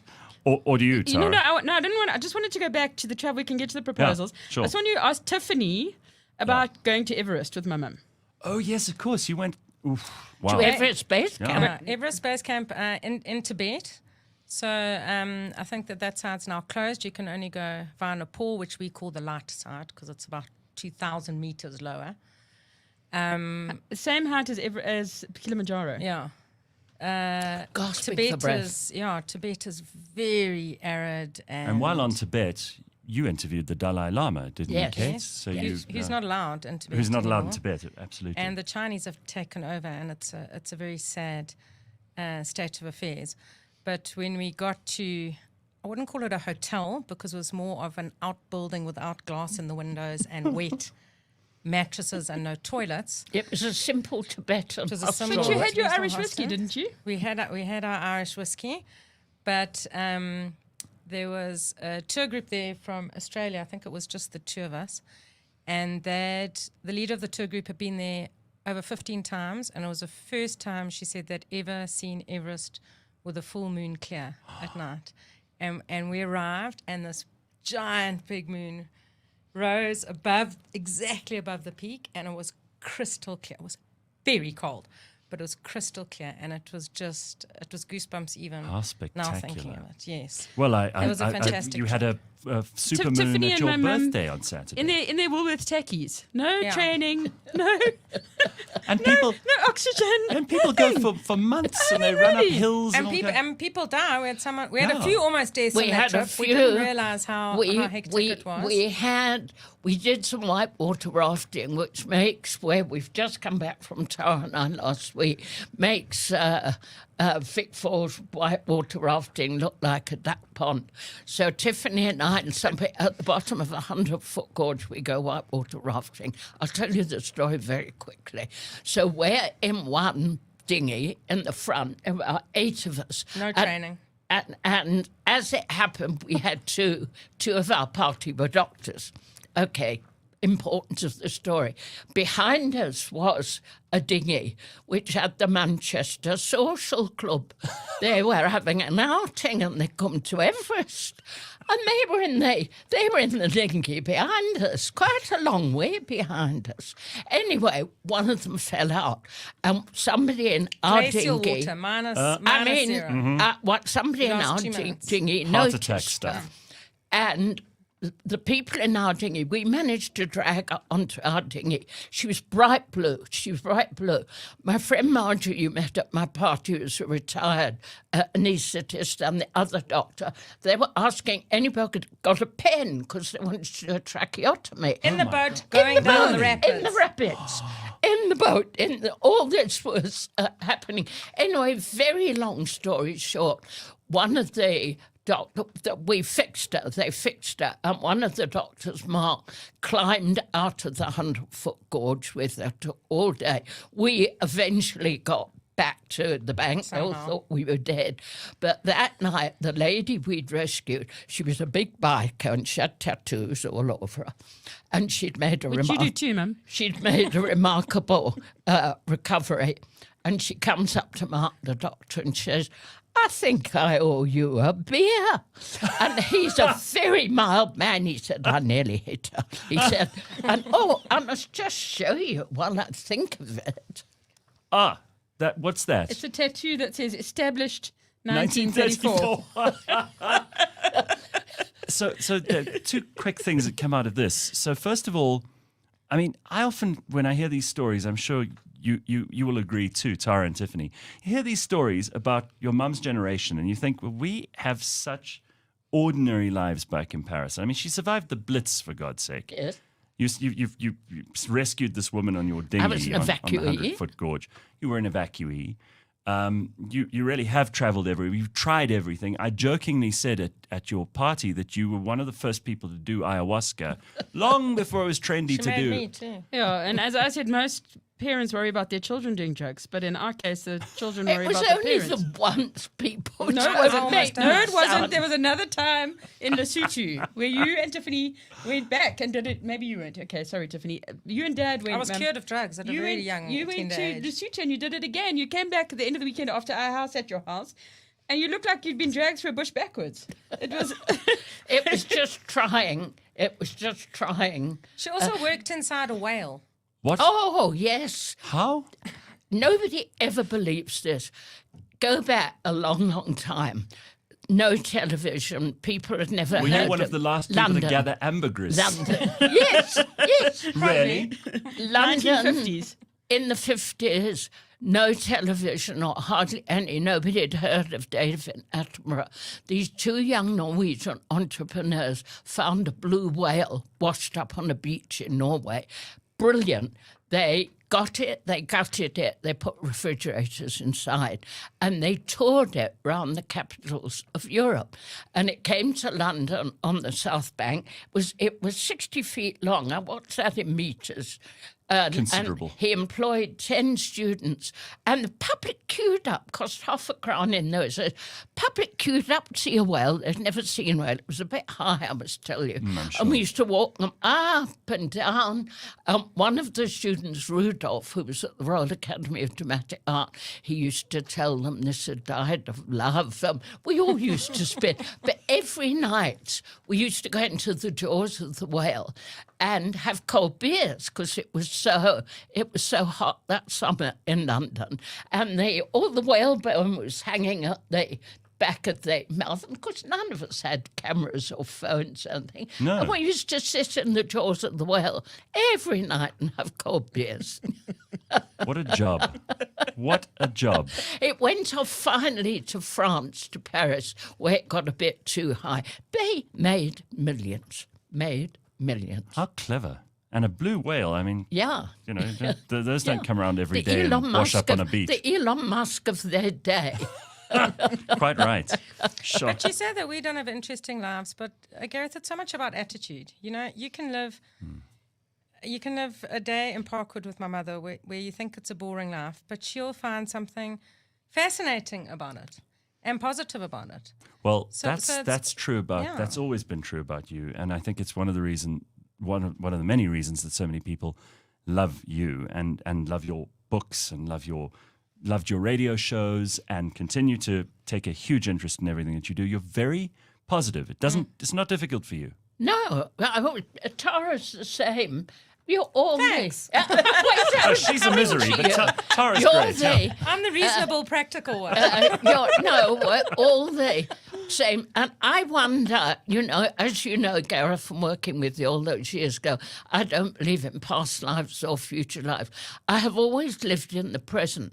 I don't know whether it goes back to being evacuated from my parents at 4 and having to live in the present, Sister and I had a brown paper parcel tied to us, put on a train, sent out of London to strangers. My parents rescued us after 6 months, but I have never lived in the past, and I don't live in the future. I live in the moment, and I think that's quite a gift. I see it as a gift because I'm not worrying. I spoke to a psychologist a while ago who said, he's a regular on our show, and he said, to be happy, you must live in the present. So it's precisely what you're saying. Too much time in the past, depression. Too much time in the future, anxiety. Exactly. Right? But also my mum has been a great role model in practicing gratitude. I mean, I know now like Oprah's made it all like a thing, but actually my mum has always been about gratitude. And tell us what you say at night to the things you last do at thing night. I say at night, always, I pat myself on the shoulder and say, well done, body. That's why you're still doing the things you're doing. You celebrated this birthday on the Zambezi.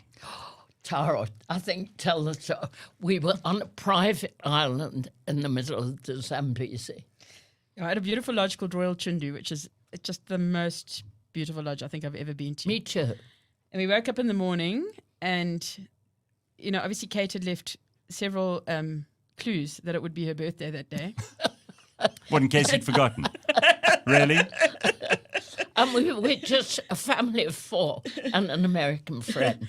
7 and so of us. the staff brought her a cake before breakfast. Uh-huh.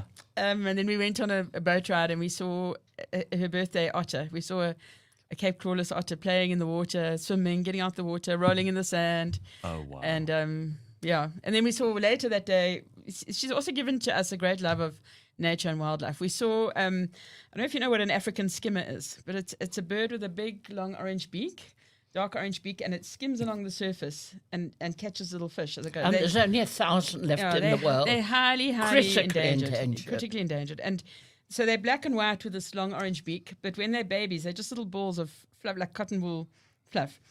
And we we had been and seen a sandbank where they were nesting. We'd seen it like 2 days in a row. And on the third day, we noticed that there were 2 little babies. They'd hatched. And then my mum was, oh, they just hatched overnight. Well, being the bird expert that she is. Then I looked back at my photos that I took the 2 previous days. They were there the whole time. They were there all the time. We haven't So seen them. now there are 1,002 African skimmers left in the There we world. are. And apparently what happens to the babies, crocodiles lie on them. So these huge crocodiles are crawling up onto the sandbank and splat. There go they go the critically endangered. It was it was a most beautiful setting, a beautiful day. And just to tell Gareth about the village, the lodge has a village next door that's not a tourist village. We've all been to these Marsemar and these No curio shop or anything. A proper village. They take guests to. One of the guest sports, the Edith, who's the unlikely leader of the village, this was my 3rd time there. She greeted me like a long-lost friend. One of the guests had bought a water tank for the village because the kids get taken by crocodiles. They go down to the river to fill there. And then round their vegetable gardens, they supply all the veggies to the lodge. Aubergines, peppers, the most exotic things. They've been given the seeds. They work their butts off to keep this going. Fresh bream from the river. But Edith had them all build. What's the poisonous plants? The black rhinos and civets are the only things that think of it in a minute. Can't think of it.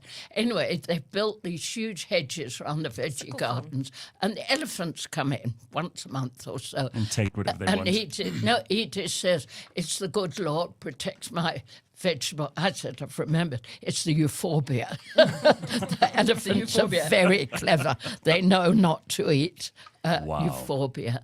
But such a wonderful, wonderful story. And I haven't forgotten about the proposal story. Oh, yeah. Tiffany's going to tell it. I am going to tell it. But I'm going to tell it from my perspective because my mother went off to Italy to stay in a very good friend. But before that, she went on a painting course in France. That's where it began. That's where she met him. Yeah. Then she got invited to the villa. She can do everything well, include paint well. In Italy, and we all said, oh, Mum, we think this is, a bit of a date, a bit of a prospect. Oh, rubbish, she's just a good friend.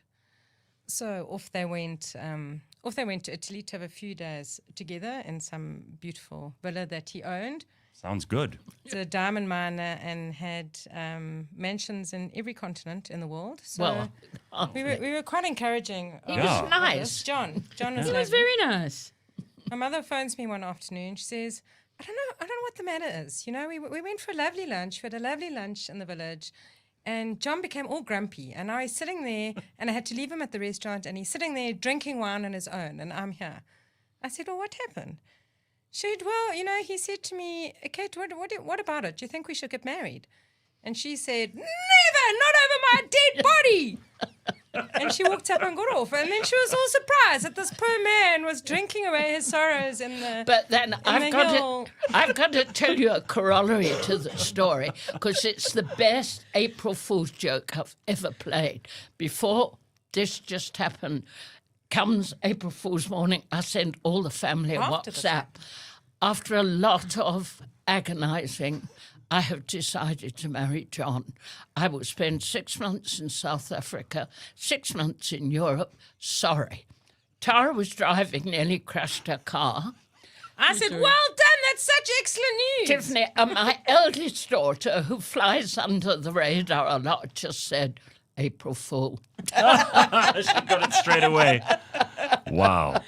Well, you could have been, he was boring. He was really nice. He was good looking. He was really interesting. He wasn't really. He was well-travelled, well-read. He just wasn't an funny. Irishman. No, anyway. She has high standards. Anyway. And she doesn't need anybody because she can have her own orgasm. Exactly. I knew you were going to bring that up. I knew you were going to bring that up. You should never have told that story. Quite a bit. I haven't told my friends that. Except I told one and she said, yeah. So who haven't you met that you really wanted to? Nobody really. I mean, I'm going to go into old fart mode for a moment. I was thinking of politicians. When I grew up a million moons ago, remember in 11 years I'll be a century, even though they've had the tall poppy syndromes worked, we had people like Churchill and Roosevelt and de Gaulle. We had world leaders of stature that we could look up to. And we had other leaders in other fields. Who is there now? Anywhere in the world. Angela Merkel was almost there. Now she's gone. There's nobody, Gareth. There's nobody. There's no world figure I could look up to and think, really, well, I'm sure there is. I'm sure I've probably forgotten somebody. I think maybe that's something that not just old people feel. Mm. I think a lot of us feel that really there aren't that many truly great people. Yeah. Because maybe it just comes with what era you're born in and the amount of adventure you can squeeze into a lifetime. But I mean, you mentioned some of these people.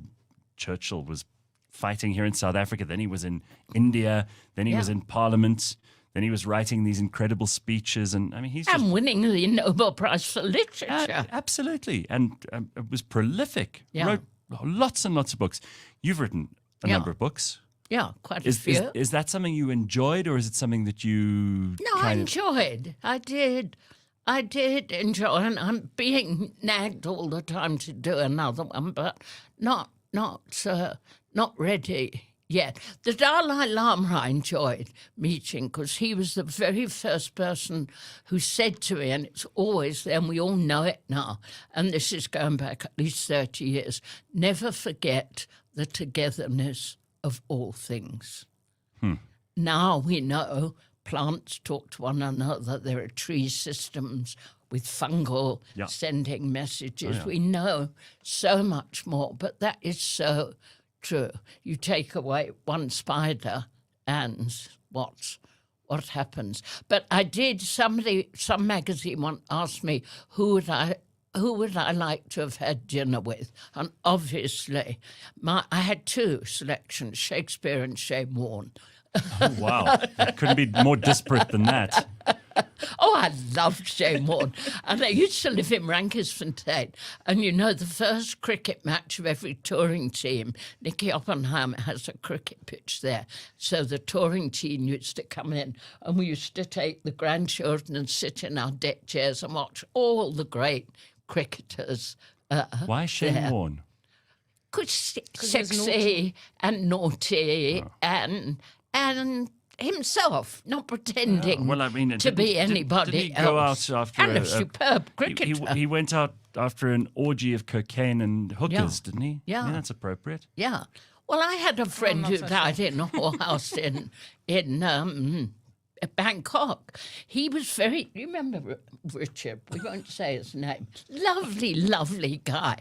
He thought it was such a good idea of opening, I don't want to use the term brothel, but a club for older men. Yes. In Bangkok, and he made millions out of it. You know, somebody who just wanted a girl to come and sit on their lap or something. Elon Musk out of the thinking out of the box again. That's entrepreneurship. That's what that is. It was lovely. Cut down the tree in our front garden in Kelvin. Told me it was dead, and it wasn't. It was sleeping. If it's not people that you would have liked to have met, then are there really unpleasant people that you did meet, but that you're glad you met too, because they were interesting, even if they were unpleasant? You might be my producer at the time.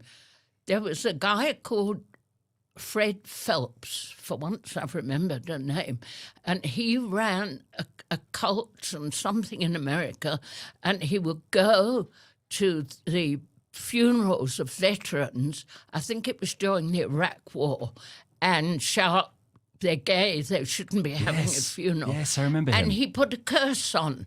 He put a curse on me. He put the Turkington curse on and then in the same week, the transmitter of 702 blew up in flames. In the same week that the curse was put on her. True story. But It was off air for the longest. You can Google it.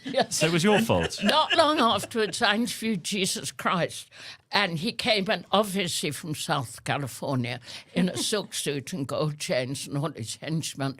And obviously, I must have been quite nice to him, because the next day I got an email saying he'd made me an honorary angel. Oh, wow. So I went from a in curse... advance. So in a few weeks, I went in advance. I went from being cursed to being an honorary angel. But then remember, didn't he say that you can see where angels have been because there's a little white feather? Oh. So then my mum went out to hang the washing on the line. There was a white feather on a dog poo. So I don't know what that... So there's a bit of mixed messaging. I can remember shouting at the dog, "My God, you've killed the Holy Ghost." Out of all those charlatans and the religious leaders and all kinds of woo-woo people, that was your favorite term for them, woo-woo people. Yes. Still, it's become quite current now. Oh, yeah. And a lot of these people, you were the first one to give these people airtime some of the time. They've never been heard of before. Rat worshippers and all kinds of things. There were cults, all kinds of cults. Faith healers. Oh, yeah. People who foretold the future. And we had one famous psychic in, and I can't remember if it was you, it may well have been. I said, she's going to say, there's somebody behind you, and it's a woman, and her eyes are dancing, and I think it's your mother. She did exactly. So you predicted what the psychic was going to predict. She did. What she says to everyone. Oh, yes, we predicted what the psychic. All right, but your mother, I mean, I've heard stories about your mother, and I mentioned that I found your book the other day about her, Doris. Yeah. So just tell us about her, because I know you two have probably heard all the good stories, and you could probably add to these. But she sounds like she was remarkable. She was a remarkable woman. She left school. She was the daughter of a Swedish sea captain who'd sailed with Conrad. He was just a deckhand. Joseph Conrad? Yes, yes. Heart of Darkness. He spoke Russian, he spoke Polish. It's a long story. I have his obituary, though, from the London docks or whatever it is. He fell with wooden ships. He used to say, Kate, the ships were made of wood and the men were made of iron. Now the ships are made of iron and the men are made of wood. He fell from the mast, couldn't have been very good at his job, in Canada. And the nearest, or whatever reason, the nearest port, the only port they were putting into was Rio de Janeiro and he taught himself English while he was laid up with a broken leg. And the obituary doesn't say this, and I can't find the reason. For some reason, he was invalid to the Royal Naval Hospital in Greenwich, which is where he met my grandmother, the witch, the Yorkshire witch, who was a nurse. Was she a real witch? Yeah, she was. So my mother grew up, so my grandfather became a docker and eventually rose up and became quite high in the system. So she was brought up on Canary Wharf. Now it's all commercial buildings now. It was the Isle of Dogs. It was the Isle of Dogs in those. So she remembers the tea clippers coming in, and there were parrots in the house and monkeys. But then there was a war on. She always wanted to travel. The end of the war, which war Mum, 1945, never travelled. My father also being a miner, he'd been in the Jarrow Miners' March. Oh, yeah. But even though they'd had no formal education, there was Shakespeare, Dickens in the house, God knows what. Anyway, come the end of the war, my mother bought 5 pairs of nylons and 5 tins of Nescafe. And she said to my father and sister, I'm going to France. And she took herself off. She'd never travelled. Like mother, like daughter. To Paris. To Paris, where she found a pension and made friends, and after she was only going to stay 2 weeks. After 2 weeks, it was August. The pension, being in Paris, they all wanted to go to the coast, so they said, "Will you look after the?" She didn't speak a word of French. "Will you look after the pension for us?"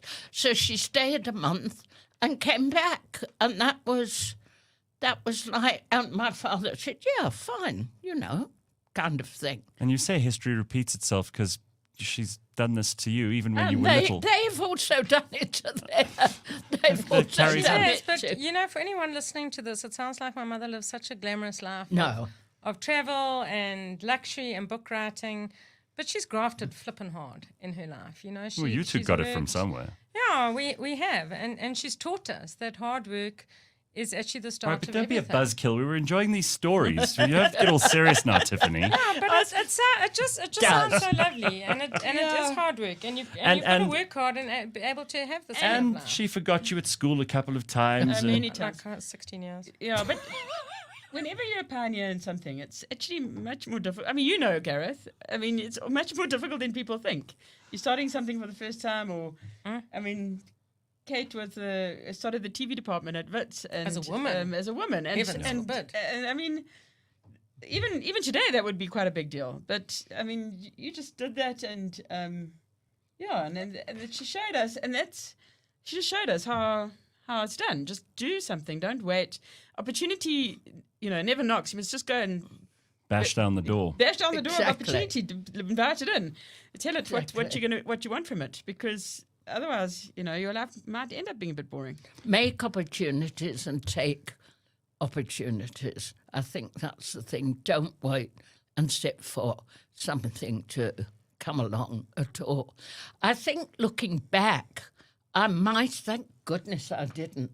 I could have become a diplomat. I doubt it, Mum. Really, I doubt when I it. left university, You would have got fired, Mum. And I would have put your nearly foot in it in went the to first one. Iceland to do a PhD in Old Icelandic. That's another long story. But I've tried my hands at most things. I can't play the piano and I hate cooking. But otherwise... but look at you and Tiffany starting a company with nothing, no money, and now do the proud mum thing, becoming one of the biggest communications companies in South Africa. I'm very proud of you, girls. And she still works, Mum. She does media training with us. We do media training. I write at all kinds of things. Yeah, so she still works. Do you have a problem with getting old? I don't. Getting old sucks, basically, right. with aches and pains and whatever. But the advantages are you do become very wise, Gareth. You're very I sometimes have to keep my mouth very shut. When is that, Mum? I've never When known you to I'm keep your with mouth my shut, ever. daughters or granddaughters or Never whatever, kept her mouth I shut. sometimes see things and hear things of other people, and I think, button your lip. That's just not Don't true, ma'am. Don't say anything. But I read recently, I read online every morning, New York Times, Daily Telegraph, 'cause they have the best sports reporters and good arts people, News 24, who still make spelling mistakes, which is why Many I won't mistakes. pay the paywall, and BBC. And then we all do word puzzles, and we're very competitive. So we all WhatsApp with one another. I got Wordle in 2, I got Birdle in 4, I got Connections in 3. We have a whole first early morning system of who's It's like got a what. Grand Prix. but you don't, because I mean, a lot of people say this. I said it to you the other day. You're inspiring because you're not. I don't really think of how old you are. You've kind of been the same to me for 24 years. I don't feel. I am wiser. I definitely am wiser. I think the thing about being young, I had no self-knowledge whatsoever. I had absolutely no self-knowledge. Now I do have a lot of self-knowledge. I know what I'm doing most of the time. But I think I told you the other night at my party, I've only got one thing left on my bucket list, and that's to give somebody Heimlich's manoeuvre. Yes. So if any of you someone has to would choke start around you. choking, Yeah. I break your really ribs would. first. And then I read that Heimlich only gave that manoeuvre when he was 80 years old. He invented it, but had never tried it himself. And he was in a restaurant when he was 80 and something, she's over for me. And somebody choked to death, and he gave them Heimlich's manoeuvre. That's the only thing you want. So for you, Tiffany and Tara, like what's the thing that really that you love when your people, everybody knows your mom, and when they meet her and you're around, what kinds of things do you see people saying all the time that you know either to be absolutely true and that you also marvel at, even when you're not being cynical about her, which we all are about our mums? And has she become at all irritating in her old age? No, well, I mean, hold back a little. I mean, the other day we were giving a pitch to a client, and someone in the audience rushed up to the team at Flow and said, "Do you know that everyone loves Kate? There's not a single person who doesn't love Kate." No. Let me retell the story slightly. So there's a big pitch, the big corporate client. It's very formal. They're all sitting there in their little desks.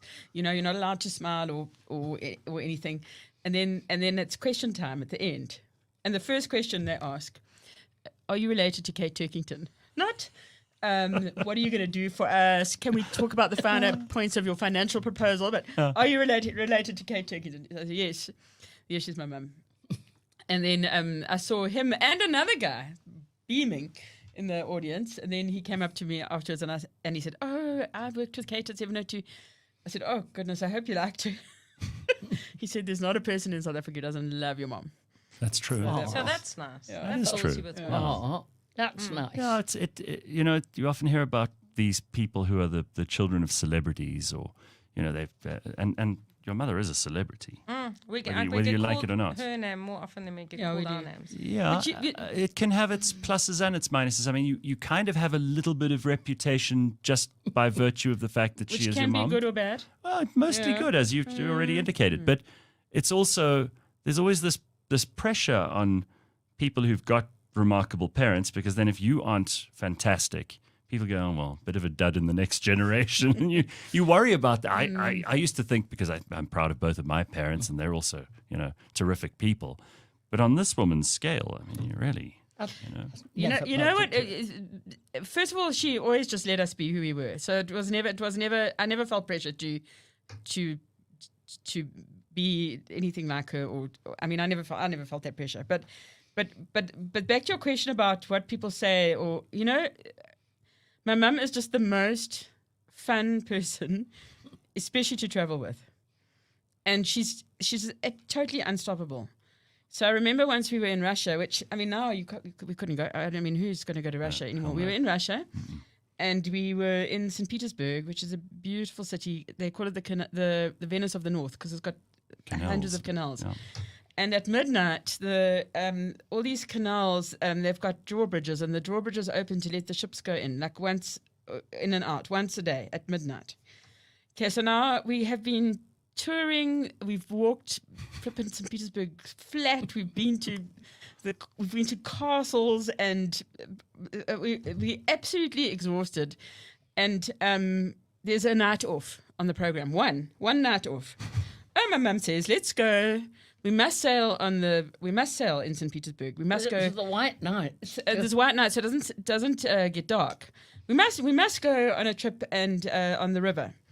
So fine. I found this is now an extra thing, right? Mm-hmm. Everybody's exhausted. Yeah. I found a thing at 7 p.m. where we could go and sail up and down the rivers. No, she says, absolutely not. We have to go at midnight, because that's when all the bridges open.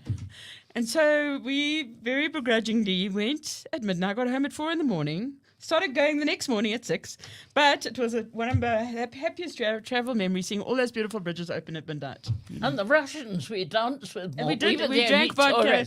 We danced on the boat, and we saw all the drawbridges open. She was also in the crew a couple of months ago, where she went out looking for aardvarks at midnight in the freezing cold in midwinter. In July, I was in a tent in the crew this July. Must have been freezing. It was a 5-star tent, but it was the zipping. Yes. It was the zipping of the tents, and when you're going to the loo, unzipping. But we got our aardvark. So.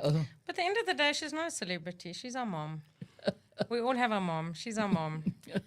And yes, she irritates us. She supports and encourages, and I have honestly never felt I was a celebrity. Honestly, I say that honestly. I'm always surprised And both the girls know I really have a superb memory, but I have no memory for names. I mean, I came here and greeted somebody and said, "So long since Never I've in seen her you." whole life ever called us by the right name. I have either. no idea who it is. And my whole family know that if people Jane. come up to me and say, "Oh, how are you?" and wonderful, and how are the girls, how are the dogs and everything, I don't introduce them. They know I haven't got a clue who I'm speaking to. Well, that's a minor flaw in an otherwise pretty good CV. Okay, so... Can I just tell you one story about sort of being famous? Of course I've been lucky enough to go to Antarctica a couple of times. And the first time I went with Alan. Because of the Antarctic Treaty, you can only have, I think they've raised it to 500 now, but you can only have 400 people on a ship. And you go in these rubber ducks, these dinghies, in your red jackets and your boots, and you sit and wait to get in your dinghy.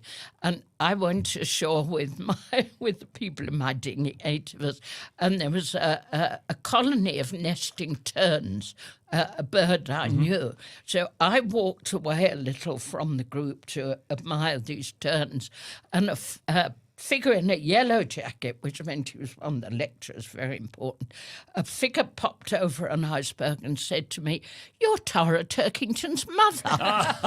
There we go. In Antarctica, of all places, huh? But she can't remember who it was. So. No, I have no idea who it was. So you went to Antarctica a few times? Twice. Wow. Wonderful. Absolutely amazing. But we went, one of my most loved trips was out to Patagonia, Tiffany. And Galapagos Islands. And Galapagos. Islands and the Amazon. Was hard and again, Turkington luck. Tiffany and I are in the, sounds so exotic, in the Amazon. And again, I think there are only a handful of giant otters left in the world. And we're paddling along some creek in the... We said, please find us a giant otter. They said, we only see those once a year. And those are the guards. So you anyway, we're paddling along. How many? 4 of us in a canoe or whatever. And suddenly this giant head pops up in front of us. And being all South Africans, we were all so, we didn't scream and reach for a camera. We just sat quiet. And these 3 giant otters popped their heads up, swam around us, and then ran up the bank. Is it true in the Amazon that the insects just eat you? Yes. Really? Much worse is the Okavango. Oh, really? Much worse. When you go on a speedboat, that's a bit of a misnomer. When you go on a boat with a motor in the Okavango, not now because it's very dry, but in season, they give you something like a beekeeper's helmet. Oh. Because otherwise you're riding along and there's just swarms of insects practically knocking you out. But I have walked into lions and I've shushed all kinds of critters off, but elephants are my best. I think it's the matriarch. Are they your favourite? I think it's a matriarch thing. and they do seem to know things we don't know. Absolutely. And once I was with a friend in Madikwe, and we found a dead elephant, and we saw, and it sounds so anthropomorphic, we saw a herd come and mourn it.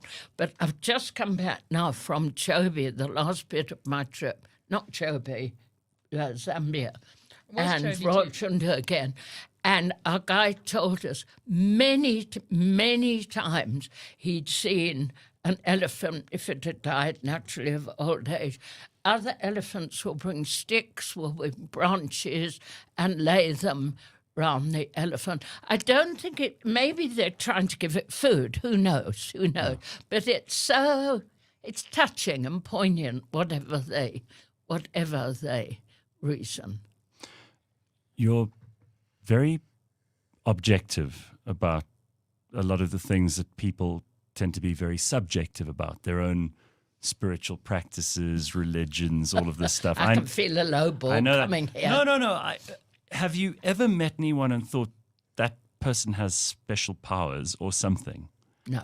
That they were all just flesh and bones? I think the Dalai Lama and Desmond Tutu, I'm not into auras, But there was something about them, almost an aura of an emanation of goodness. There was something about them that was special. But I once said to Terry Waite, because I have never met an evil person that I'm aware of. Terry Waite was the Archbishop of Canterbury's envoy who used to go and negotiate hostages in the 90s, and they took him. I forget whether it was the Taliban, but some terrorist organisation took him, came into the studio. He's 6'8" and he wears size 13 shoes. Wow. He was chained to a radiator in solitary confinement for 4.5 years. My God. He kept himself sane. It's a bit like Steve McGowan. I'm sure you've talked to Steve McGowan. But he kept himself sane by reading all the books he'd ever read, by playing the music in his head. And he was a very ardent Christian, and his faith kept him going. So my feeling is, whatever keeps people going, that's fine, as long as, I think I said to you, they're not preying, P-R-E-Y, on vulnerable. But wasn't your point that he said he had witnessed evil? Oh, yes, sorry. He said, Terry Waite told me he'd witnessed evil, but he wouldn't expound. He wouldn't expound. He died recently, lived to be well into his 80s. No, he wouldn't expound. People tell me evil exists and they've seen evil, and I'm sure it does. I've been fortunate enough to have been too daft to notice it, maybe. Well, or lucky. Or lucky. Yeah, just or lucky, both. because who wants to? If it's both. as horrible as Terry Waite says it was, that he wouldn't even talk about it, then it must be really terrible. Are there places that you couldn't go to because of wars and not being able to get visas or passports? And, there are some parts of the world that, for example, I'd love to go to Mesopotamia and see the Tigris and Euphrates rivers, the old site of Babylon and Nineveh and all of those places. You've been to Central Europe. What is Serbia, Central Europe? Does that count? Yeah, I've been to Serbia. But not during the war? Or... No, after the war. Well, it's a fascinating place. I mean, they've got this very dark past. But they don't... I think maybe a little bit like South Africa. When tourists come here, we don't really dwell on apartheid, and we do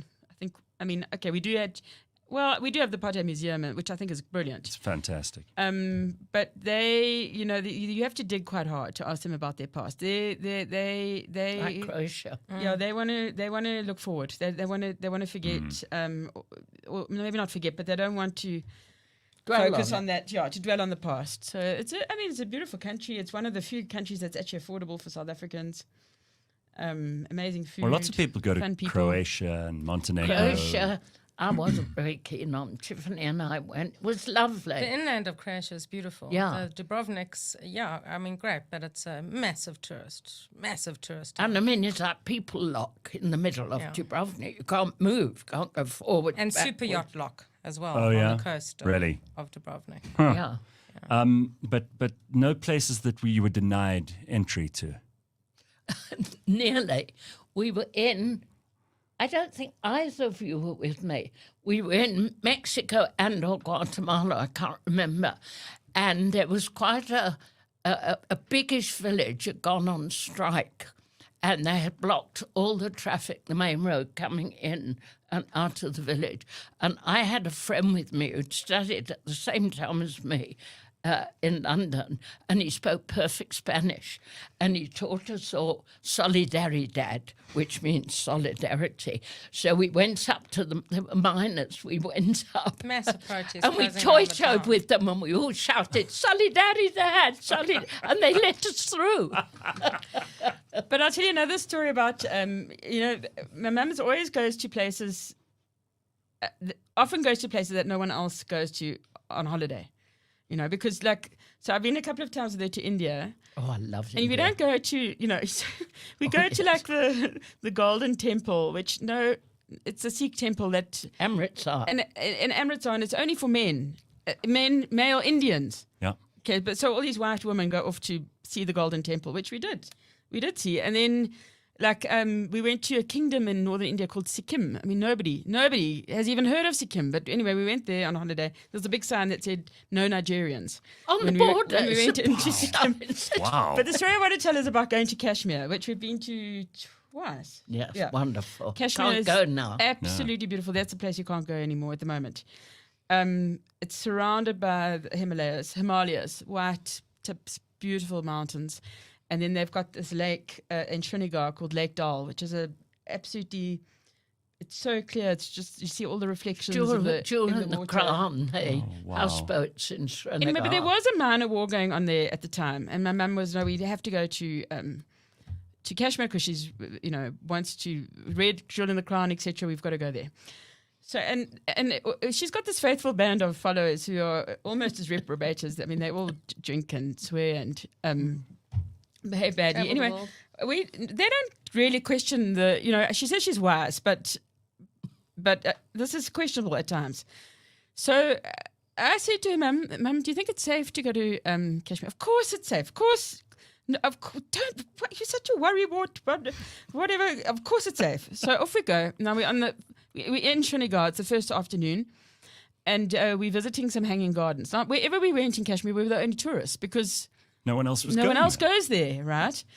So we're in these gardens, and there's this massive plume of smoke coming from the city centre, and we all sort of looked at it with minor interest, and then on our itinerary it said we're going to the tourist centre in town next, and the guy said, oh no, we're going to change, we're going somewhere else. So we didn't think too much of it. Then I was reading the newspaper on the way home on the plane, and the tourist centre in Srinagar had been bombed minutes before we were meant to go there. But to add to that, it was the first time they were running a bus service between India and Pakistan, because Kashmir is part of India, which some people don't agree with. It's divided. It's partitioned. Some is in Kashmir. Some is in anyway, Pakistan, so Tara, you were working for Randall. No. Anyway, she's a journalist. She said we've got to see this bus. I did want to see the bus. We've got to see this bus. So what could we do? Nobody would take us to the bus. So in good South African fashion, we hijacked a bus and made them follow this bus all the way to the Pakistani-Indian border, which you cannot believe. They do the changing of the guard, and this is... But that's in Amritsar, not Kashmir. Yes. No. It was... Yeah, Amritsar. That's where we saw the changing of the guard. But carry on, because it's a good story. Well, the changing of the guard, when you're between Pakistan and India, it's like worse than the War of the Roses or anything else. It's each country trying to outdo the others. Oh, really? And they're the Pakistanis in their black peacock feathers and their black uniforms and marching, and then the Indians are in there and they're eyeballing one another. It's like something like out of Game of Thrones, actually, wasn't it? Absolutely amazing. Would you want to go to North Korea? Talking about the borders. No. Oh, I would. No, you wouldn't. Nothing to see there. Wouldn't. That I'm not interested. You would. I would want to go, yeah. Sure. And I don't want to go into space. Do you want to go into space? Oh, yeah, I definitely want to go to space. No. Well, I mean, she does not shy away from danger. I've been on at least 2 live volcanoes that have exploded within a couple of weeks of us being there. She always says that one day when she does slip off this mortal coil, it's going to be something very dramatic in some way completely... Tip into a volcano by mistake. Yes, somewhere completely inaccessible and make a go of it. But she's never shied away from danger. Wow. But I've never considered danger. It doesn't occur to me some things dangerous. Alan used to say, my late husband used to have no imagination because I'm not frightened of anything, which is quite a scary thought. So what do the grandchildren think of their granny? Do they think all grannies are like this? Because they're not. I had these amazing letters and feedback. And no, I think they think all grannies are like this. I think when people mention their granny at school, they have a picture of what's in their mind. I don't think they also know when to roll their eyes at granny being granny. Right. But yeah, they're lucky. But you can never tell a young person how lucky they are to have a grandmother like that. Charles Sam wrote to me, he's 12, yesterday. He said, you've got a famous granny when your class teacher knows. And Tiffany's eldest daughter just had an upper sinus up. And all she remembers, just before they put her up, was the surgeon saying, "This is Kate Turkington's granddaughter." You are going to have a party every year. Yes. Until you get to 100. Unless I'm too... No, she doesn't stop at 100. It's just a build-up to a big one. Oh, right. So we're building up to a big one at 100. But I can assure you the 101 will be even more spectacular. Got to get my telegram from the king. Can I tell Gareth the last story? Yes. Alan and I, and her husband had business in Botswana. And Prince Charles, as he was then, was coming to Botswana to open a dam. And all the press had to stand at one end of the dam, and that was it. So Alan being Alan said, there's no way we're standing at the end of the dam. So we walked across to the other side. So Prince Charles arrives, immediately walks across to the end of the dam. And Alan was wearing his regimental tie. He'd been in the British Army. So he and Charles got chatting a bit, and we chatted a bit, and then he walked back across, and we thought that was it. 2 days later, we were in the line at the Royal Garden Party in Gaborone. You know how you stand in line. And Charles comes along, he stands in front of us. He said, "Not the Turkingtons again," he said. How could you not be a royalist? That's fantastic. How could you not be a royalist? Well, he better bloody well get that letter ready for your 100th. It's so special to spend time with all three of you. And I think that, South Africa is a tough and interesting place, and there are lots of people who are worried about politics and the economy and all these things we can't control. But what's so lovely is to see three women who are friends and family and who have so much to give the world, and the three of you do. And it's you're the font of all of this. And we love South Africa. And my eldest grandson, top of 9, who's 34, said to me recently, "I'll never leave South Africa, Granny. No, I mean, I'll never leave." You've never been tempted, I of course, live with all the travel. Anywhere else. Absolutely, you've been everywhere, so Yes, you really are a good resource. And you, Tara? I have this is by far my favourite. By far. How could you not? South Africa is the best country in the world. Hands down. I could do a month in Bora Bora. I quoted you the other night. I have a friend who said, we all know the trite saying, the grass is green on the other side of the fence. She says, the grass is only as green as you make it. And usually there's quite a lot of fertilizer or manure involved. my son Rex, my younger son Rex, when he was very young and he thought that people laid eggs, because he kind of got the story wrong about eggs and fertilization, was very young, and in the back of the car one day, I think he was 4, he says, "You know what, Mum? None of us would be here if Granny hadn't laid us." Well, mother hen. Mother hen. Well, you're so unconventional. I wouldn't be surprised if you laid eggs, actually. Witchcraft. There's witchcraft. Witchcraft. There was a supermoon for your birthday party the other Yes, night. of course. Oh. Of You're course. communing with the spirits. Of course. No, don't do spirits. Listen, we love you. Thank you. Thank you for We coming love to you. talk to us. And this has been a long time coming. And thank you both, Tiffany and Tara, for coming. Thank you, and we love you. Because, Exactly. it's very special to have all three of you here. And So 1, 2, 3. Again. 1, 2, 3. All right. What did you call it? A cheesy Facebook moment? Yes. No more of that. Yes. This is a good place to stop. Thank you all. Thank you, Pleasure. Gareth.